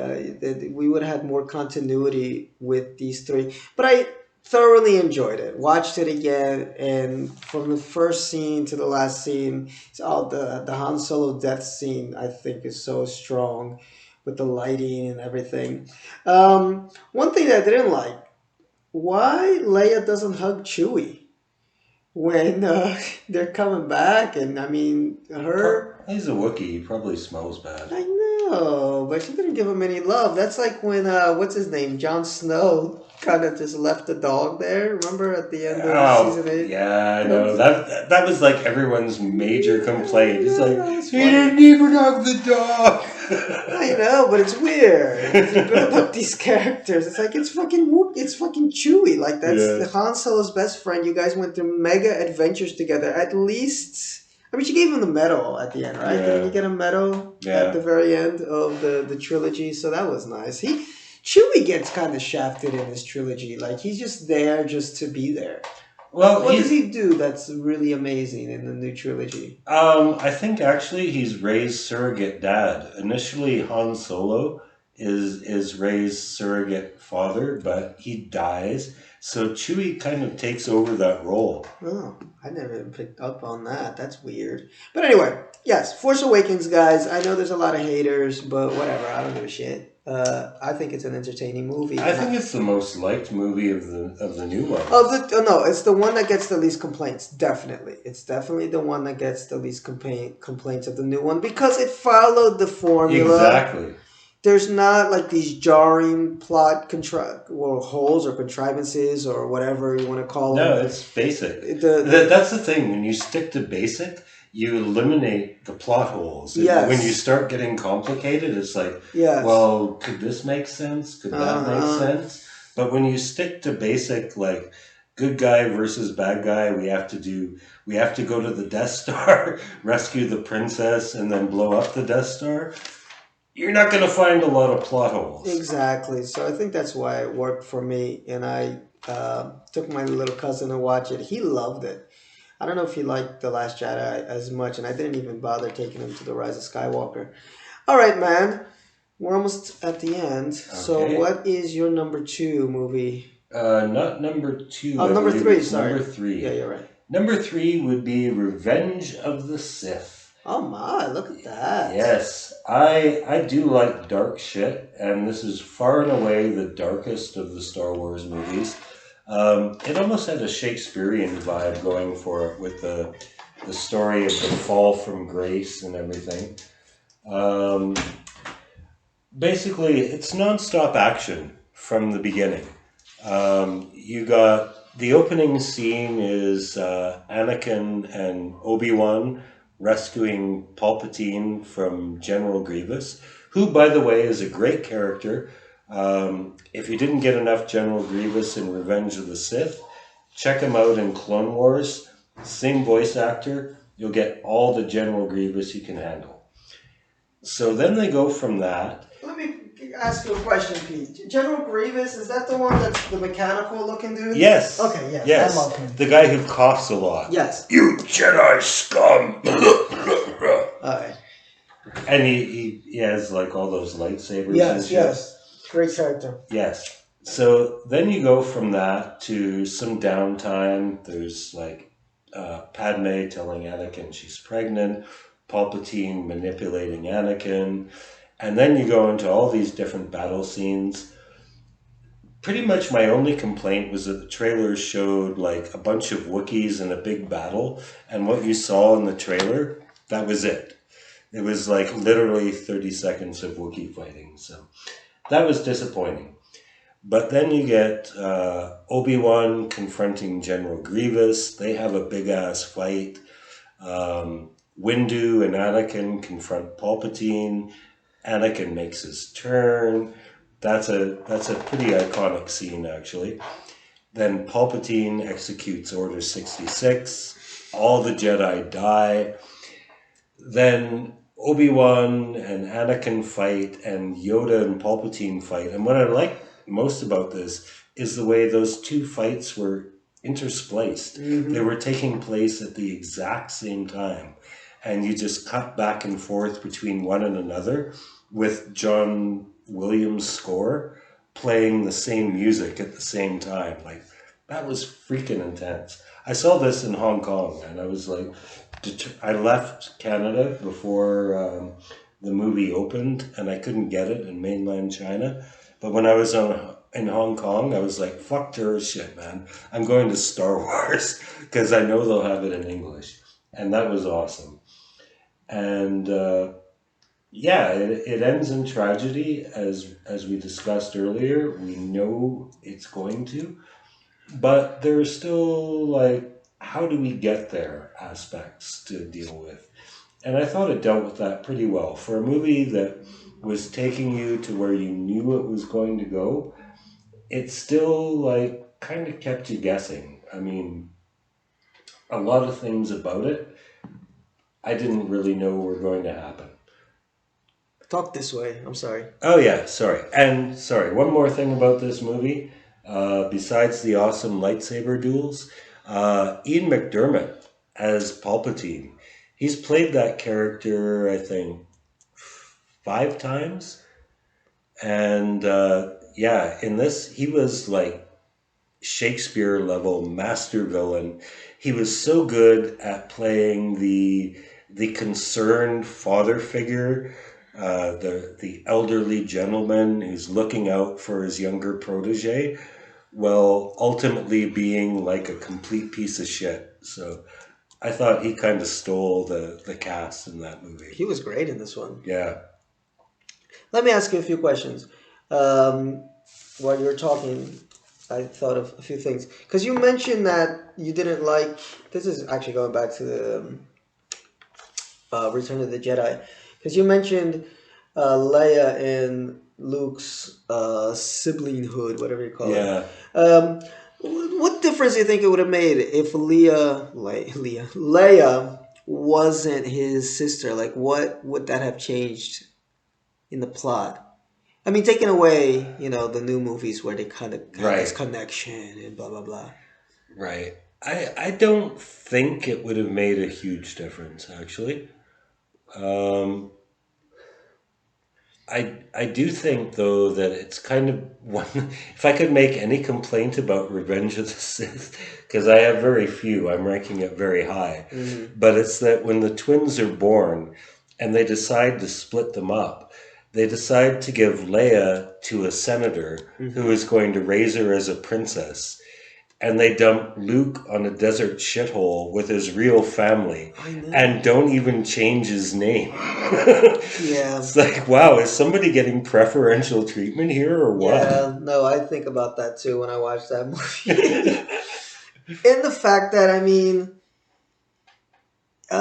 she's kind of a public figure. You don't think Darth Vader... Did Darth ever mention that he knew who she was? Even... No. Even when he finds out that Luke has a sister, he gets that psychic vibe. Sister, you have a sister. But he doesn't know who she is. So do you think that that's because he was blocking her out because of the dark side was clouded his mind so much? Or maybe the Emperor had something to do with it? It might have had something to do with the fact that he tortured her on the Death Star to get information about the Rebel base, and maybe he doesn't want to acknowledge it. I guess. I just always thought that was weird about the movie. Like, how does he know Luke is his son? But Luke is also, like, manifesting the Force because of Obi-Wan.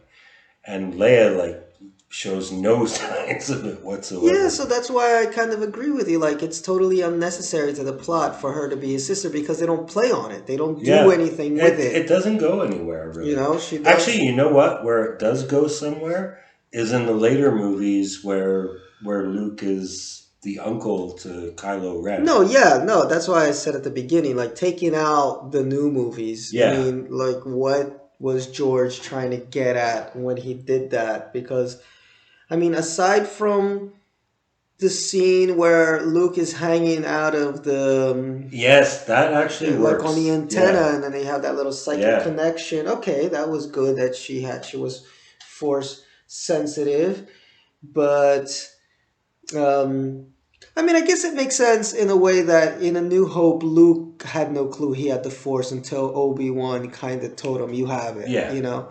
And so I guess if she never realized that she had it, she would have never manifested any signs of it. But, you know, when, I don't know. But you brought up that point. I had never thought about that before. And yeah, and because it's so weird because they had that kiss and like, no, why do we need to bring this? They have like 2 kisses. Yeah, 2? I thought it was just 1. Wow. Yeah, no, she kisses him on the cheek. Oh yeah, on the cheek, but I didn't take that. That was just like, thank you kind of kiss. But the other one, that was to make Han jealous. I thought the lips one was the one to make Han jealous. They were both were. Oh, okay. Yeah. Yeah, but I can deal with a kiss on the cheek. Like that was that, you know, especially being It's in not Brazil. Jamie Lannister shit. Yeah, but anyway, I feel you with it with Revenge of the Sith. Just for me, knowing where we're getting to before we get to it, it's always hard to overcome that in a movie. Right. Even, I mean, I can't think of many movies that do that, right? Maybe The Godfather 2. I mean, but that's not really telling you how he becomes Don Corleone. It's just giving his history when he was a young guy and how he, you know, he just survived in America. And There's a whole other half to that. Yeah, there's a whole other well. half to the movie. So yeah, the Joker maybe. The Joker? Yeah, but I wasn't a big fan of that. Yeah, well, but I'm saying you know where that's winding up. Yeah, you know what it's winding up to be. So I don't. Oh, I like Batman Begins a lot. Mm-hmm. But that's an origin story, so I don't know if that fits. Because I mean, it's an origin story in a way that every superhero movie has an origin story. Right. Usually it's just you know 10, that whole beginning breakout scene. It's terrible. But okay, let's move ahead. We're at the end, This is guys. the movie that I had that emotional Top attachment 2. to. So now I'm going to talk about Return of the Jedi. It's the one that I remember the most from. And I'll tell you something. Played, probably because it was not as dark as Empire. It's the one that was on TV the most, at least from my memory. Yeah. You struggled between Rogue One and The Last Jedi. The Last Jedi. I struggle with Empire and Return because I'm with you. There are things about Return of the Jedi that are just idiotic. Ewoks. Yeah. So it's got a soft spot. Like I got a soft spot for it. Like as silly as it is, you know. And I dig some of the stuff on Endor when they're on those little those spears. That was a cool scene. Yeah. You know, and then when they're fighting those what do you call those? You know, those kind of The walkers. The walkers, and then the Ewoks kind of hit them with the rocks. I'll tell you, the Ewoks made Imperial stormtroopers look like the Russian army in Afghanistan. Yes, that's the funny part about it. Yeah, the what do you call it? The stormtroopers got dumber and dumber as the series progressed. They were like the Keystone Cops. So, despite all of that, you know, like I said here, there have been worse creations than Ewoks. Okay, and as a kid, I did kind of have a soft spot for them. Like I wasn't in love, but you know, it was made for kids, and I was a kid at the time. So now I'm an adult, and I just kind of have to kind of look at them with kid eyes and say, okay, I get what they were there for, despite being cannibals. Yeah. Were they be cannibals? Because they wanted to eat somebody that was of another species. That's true. They were carnivorous. Yeah. And a little scary. But, you know, they don't rub me the wrong way as much as, let's say, like Jar Jar Binks rubs me the wrong way. It's like they're cute, kind of. I mean, you deal with them. But the Emperor, man. Like the Emperor's in this movie, and he's like you get. This is when you meet the Big Show. Yes, man. I mean, he was in it for a bit in Empire, but this is where it's like the original was It was actually a different actor too. Lucas, when he re-released them, he superimposed Ian McDermott. You're kidding me? Yeah. Oh my God. Yeah. Lucas we're talking about people that have too much time on their hand. That's probably why I'm so confused about this, because I was wondering about that. Like, who's the actor that plays the Emperor? Is it the same guy? Because I was like, how the fuck is he in these movies from the 80s and he's still alive to do these movies in the 90s? And then it's the same actor from the 90s that did it again now, right? Yes. Yeah, so I'm like, this guy, he's the dark side of the Force and powers that you don't. He was actually in his late 30s when he did Return of the Jedi. Okay. They just used makeup to make him look really old. And then when it came time to do the prequels, they asked him if he'd play the part. And he's like, this is perfect. Now I'm the age to actually play this part without makeup. So that's what makes this movie. The Luke and Darth Vader moments are wonderful. I mean, much better than I think even the scenes with him and Luke in Empire, although those are iconic, obviously, for obvious reasons. You are my father. Yes, but in Return, it's more elaborated. It's they have affection. You can see like genuine parental affection there. Yeah, it's like take your son to work day. Yes, I just wish they would have had one more fight in this movie, but it's a mental battle, Yeah. So I wrote down here. I said it's a coin toss between this and obviously Empire Strikes Back is going to be my number one, but for me it's a coin toss. Because of the entertainment value of the movie, as silly as it can get, and as where we started to see chinks in the Lucas armor. Although, well, I'll save that for Empire.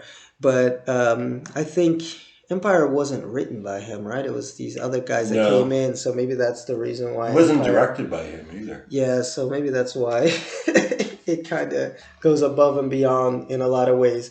But yeah, I got love for Return of the Jedi. I got a lot of love for it. Oh, and I love the scene after the escape when they're on in that sand dune and everything, and then they have to have like the second escape because the first escape plan kind of fails, so they're all tied up, and then and then R2 throws the lightsaber and that was the best. It. That was actually, if you want to talk about the origin of seeing real Jedi action, when Luke does that backflip, it's like, holy shit, this isn't the same Luke we saw in the last movie. Yes. This guy's been eating his Wheaties. And that's another reason I think I like it a lot, is because we do finally get Luke. Like, he's not half and half Luke. It's like, this is Jedi Master Luke, which is really cool. Yeah.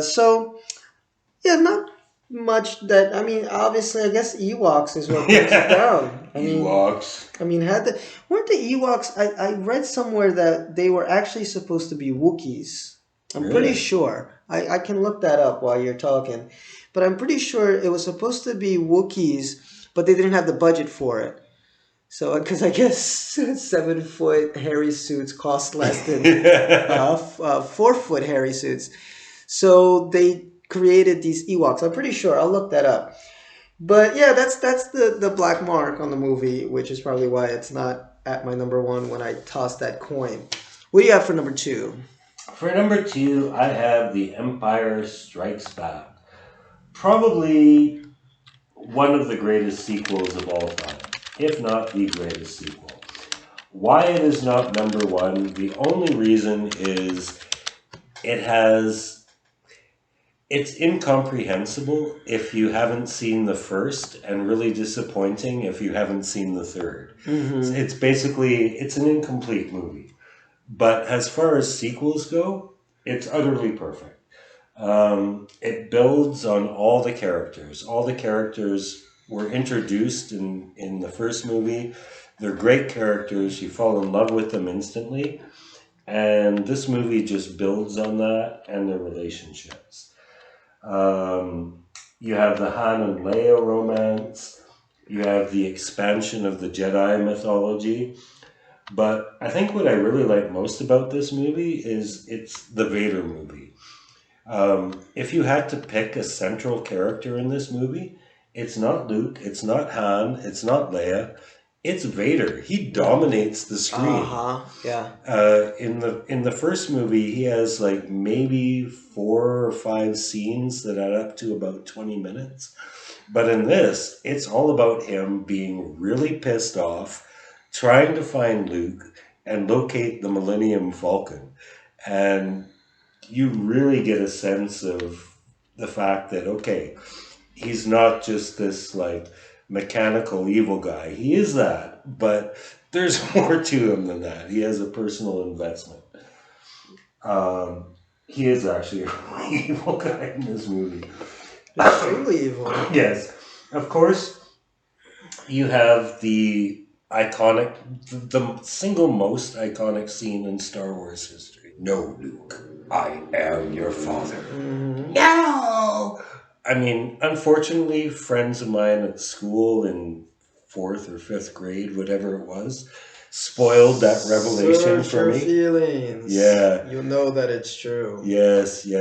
They spoiled that. That sucks. Yeah, they spoiled it, but it didn't matter. Like, when I saw it, it was still like, I won't believe it until I see it. Mm-hmm. And then I saw it, and it was like, man, like, that's one of those eternal, not just Star Wars scenes, but movie scenes ever. Like, people who have never seen a Star Wars movie know that. Mm-hmm. And it was so well executed. Another thing I really liked about this, actually, speaking of minor Star Wars characters, Admiral Piet. Admiral Piet is easily my favorite minor Star Wars character. This whole movie could be told from his point of view in like a Rosencrantz and Guildenstern kind of way. He's just this poor bastard who's doing his job for the military, and his highest level boss kills everyone above him out of anger and elevates him to a position where he's actually the number one guy. And he's spending the whole movie living in fear of not being murdered by his boss for things that are completely not his fault. And one of my favorite scenes about this movie is the very end, where Vader asks him, like, have you deactivated the warp drive on the Millennium Falcon? He's like, gotcha, sir. Uh-huh. And Vader's watching, and the Millennium Falcon goes into warp drive, and Vader looks Warp back. Drive is Star Trek. So Yeah, you got well, Star Trek. hyperspace, Hyperspeed. whatever, yes. Look, guys, he's a traitor to you. He's a traitor. Vader looks back, and he looks at where the Falcon should be, Mm-hmm. and he looks at Piet, and you think he's gonna fucking kill this guy. And he storms off. He's just like, he's so mad. He's like, I can't even be bothered to fucking kill you right now. I'll do it later. After lunch. Yeah. Yeah. So, I like that scene. Yeah, there was that. There was the ice battle on Hoth was really cool because the rebels get their ass kicked. I thought that was kind of cool. Yeah, beyond that, that's all I got to say. Empire is the perfect sequel. The only reason why it's not number 1 is because it would make absolutely no sense without the first movie. I got you. Yeah, I have it at number 1, The Empire Strikes Back. Before we get there, look at this. A lot of people say, Luke, I am your father. But the actual line is, no, I am your father. So this is one of those Mandela effect type things, right? But it's probably Luke. They're saying here in this article I got open that Luke probably snuck in because out of context, no, I am your father makes no sense. So Luke probably came in there. And another one that I didn't know is May the Force be with you. Plenty of people have said May the Force be with you in the Star Wars movies. The quote, however, is frequently misattributed to Obi-Wan Kenobi in A New Hope. Here's what Obi-Wan does say. The Force will be with you always. Luke, the Force will be with you. Use the Force, Luke, and remember the Force will be with you always. But then it is first uttered by General Dodonna before the Death Star battle in A New Hope. So it's actually not Obi-Wan who ever says this. So the line exists. Yes, and Han actually says it to Luke before he heads off into the Battle of Yavin. Yes, so it's the quote exists, but a lot of people attribute it to Obi-Wan. But it's not. And then I searched here and I found the whole deal with the Wookiees. So it's supposed to be in Return of the Jedi that Wookiees were supposed to be in there in the final movie. That's because originally Lucas wanted the Wookiees to be a primitive race of, a race of people or race of creatures, whatever. Yeah, not exactly. I don't know, what do you call them? Yeah. But anyway, he wanted them to be pretty primitive, and he wanted there to actually be a battle of the Wookiees in the first movie, A New Hope.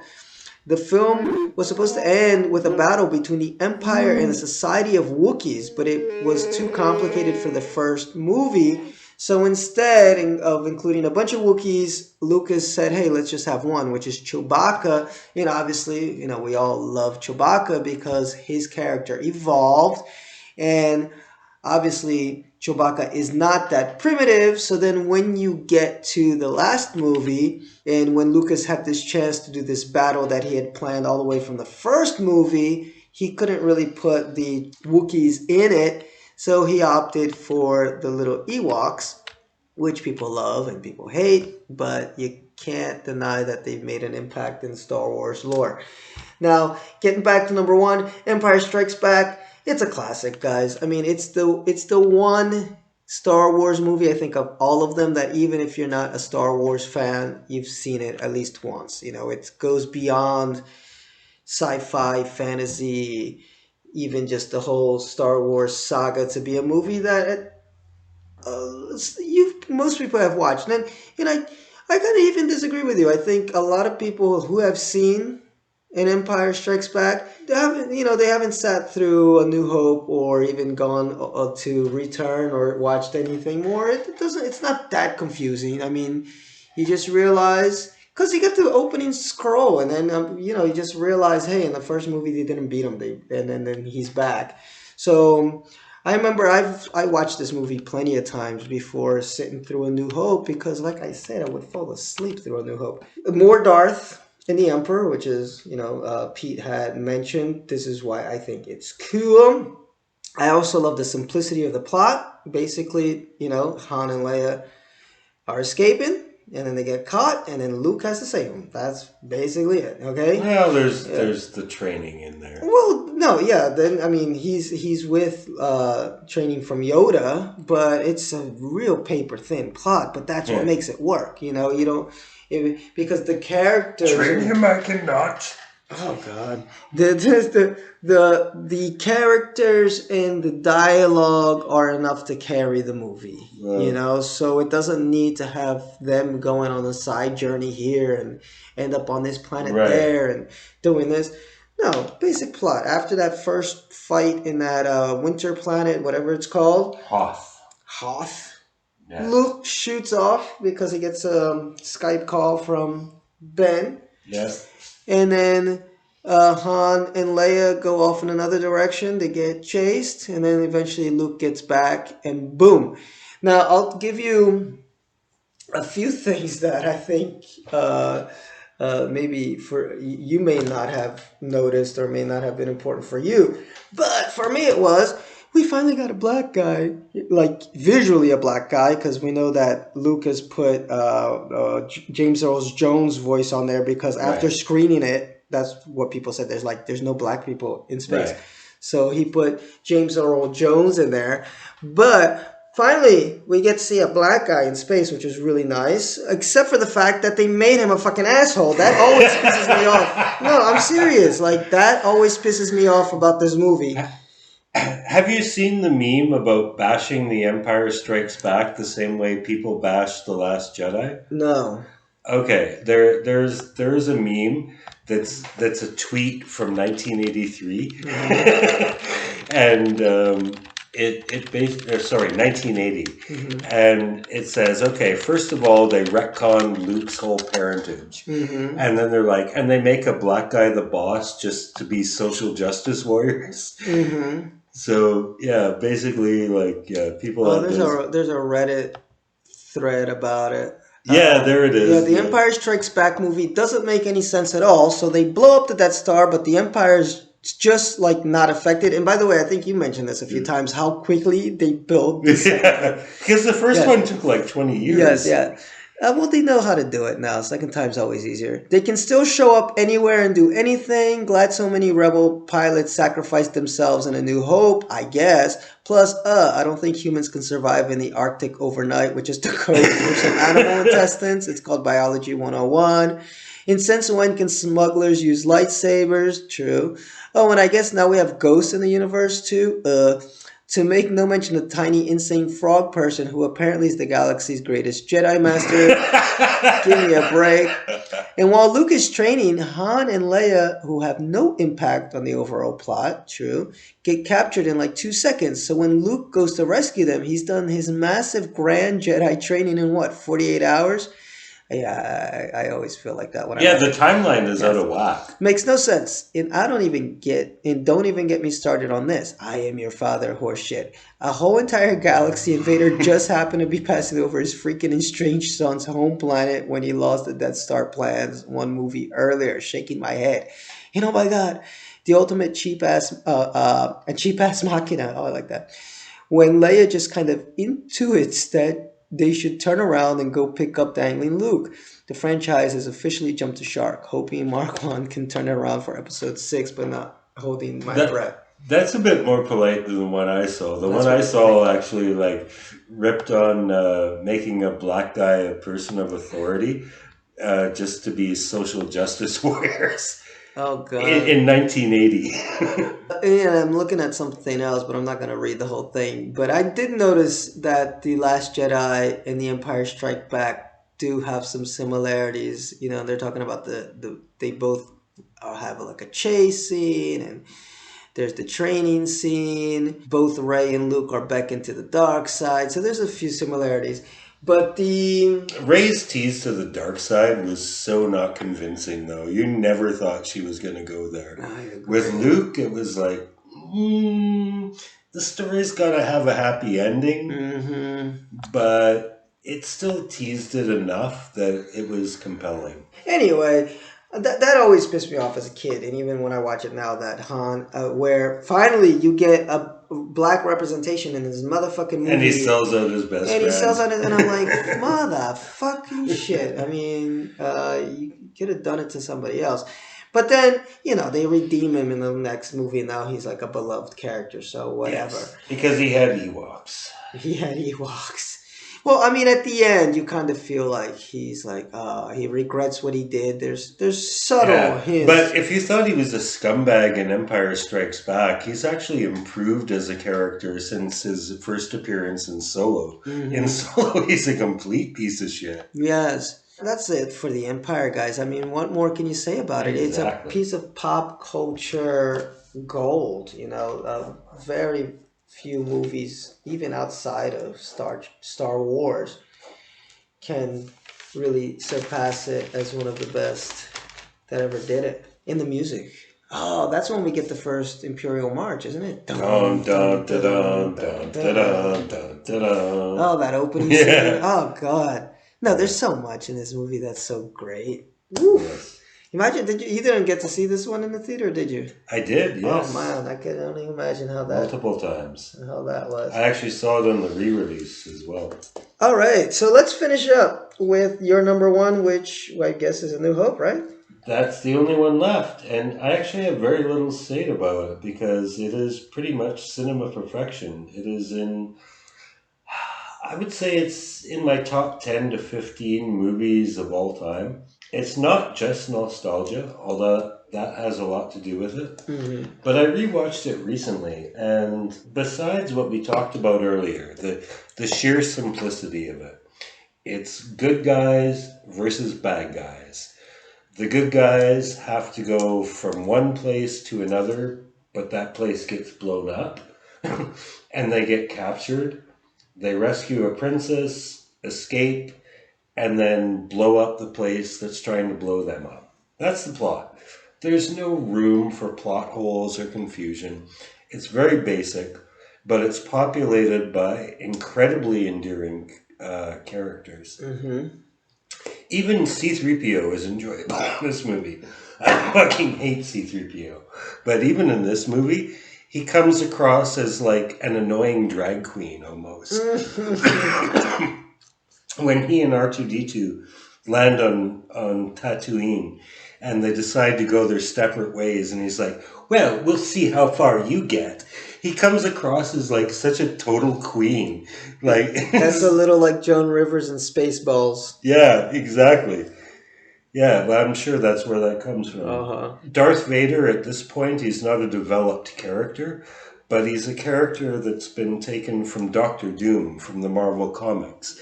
And I think Lucas just kind of went with that, like this kind of, okay, this is what a villain is.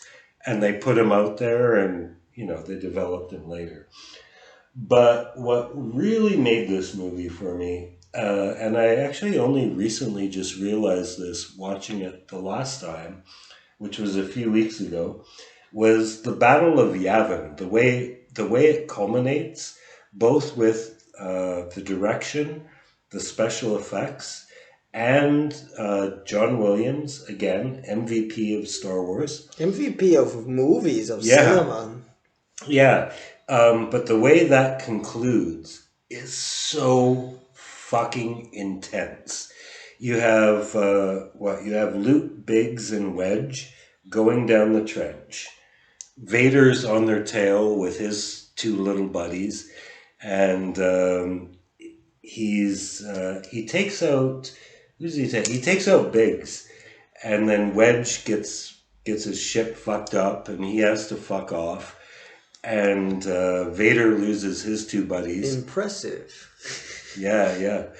And the Force is strong in this one. Mm-hmm. And Luke's zeroing in on the reactor, but the Death Star is like this close to Yavin. It's like Tarkin's like, fire up the reactor, 30 seconds till ignition, and Williams' music's like da-da-da-da, da-da-da-da. It's cutting to all these different scenes.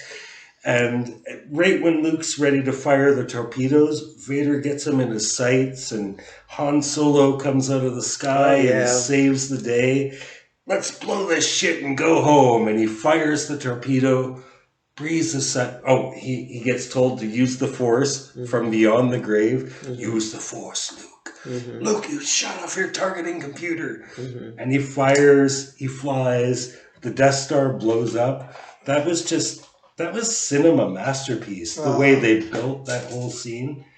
As simple as the movie is, plot-wise, the way they built the climax, that shit, I've seen it probably more than 100 times. And every time I see it, it makes me sweat. I know what's going to happen. And even probably back then, when I was 5, I knew it was going to happen. But it still makes me fucking sweat bullets. Yeah, it still works. And even the last minute save by Han Solo, which I mean, I think... Yeah, it's kind of unexpected, actually. No, it is. It's completely unexpected. I was going to say, I've seen this movie maybe 2 or 3 times all the way through. And even in this last time watching it, I was like, oh, I forgot. He does. I mean, because he really looks like he's done with it. But I'm like, well, he can't be completely done. How does he come back into the story? You know, I was like, oh shit, I totally forgot about that. So it's so cliche, but it works at the same time. You know, like you said, it's simplistic, but it's because the characters are so great. I mean, if you got a bunch of great characters, it's hard to, fuck it up, you know, because the characters kind of drive the story a little bit. By the way, have you ever seen a video called How Star Wars Was Saved in the Editing? I think you would love it. I'll send that to you later. And just proof, and we've spoken about this before, that George Lucas has a great creative mind, not necessarily the greatest, what would be the word? Just constructive mind, or like the ability to just create drama. And oh my god, I mean, this is not just some fanboy critiquing. These are like real versions of what Lucas wanted Star Wars to be versus what his editor said you should do instead. Yeah, well, George Lucas maintains to this day that Jar Jar Binks is his favorite Star Wars character. Oh god. How is it possible to love and hate somebody so much? George, man. You know what I'm curious to see someday? I know it floated around the internet at some point. is what episode 7, 8, 9 would have been George Lucas' version. Because I know he said that he wrote them all. I don't think the prequels he wrote, but I there would be no Palpatine, I guarantee you. Yeah, but there's a version out there of the Lucas second trilogy, I guess, or the last trilogy, and I'd be curious to see what it was. Because obviously, I mean, if he's starting the movies at episode 4, he had an idea that this was the middle or something. So, people, that be the end of this podcast. We went on for a while, but like I said, if you know our style, you know we talk quite a bit, which gives you time to chill, relax, listen, agree, disagree.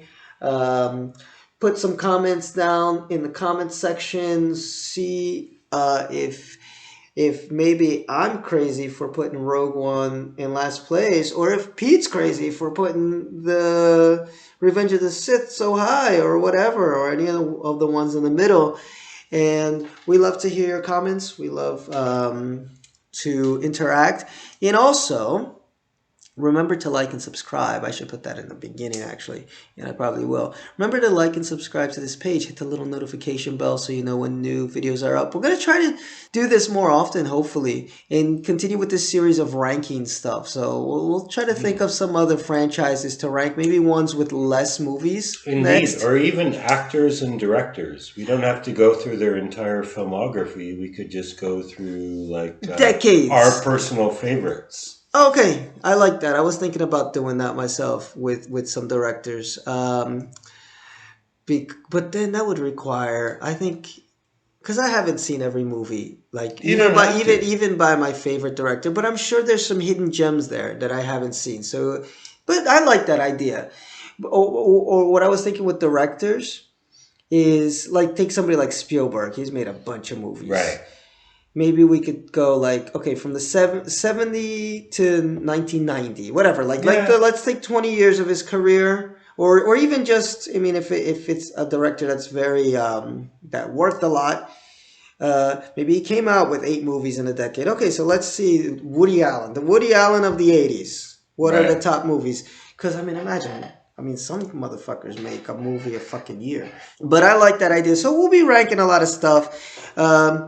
I'm thinking actually next, because I did a Predator. That was actually the first podcast that I did, was a Predator podcast with Jeremy. But it'd be interesting to do an Alien one. I haven't done a ranking of the Alien franchise.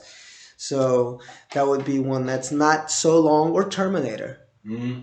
You know? Yeah. Then I'd have to watch the last one, though. Actually, no. I would watch the last one.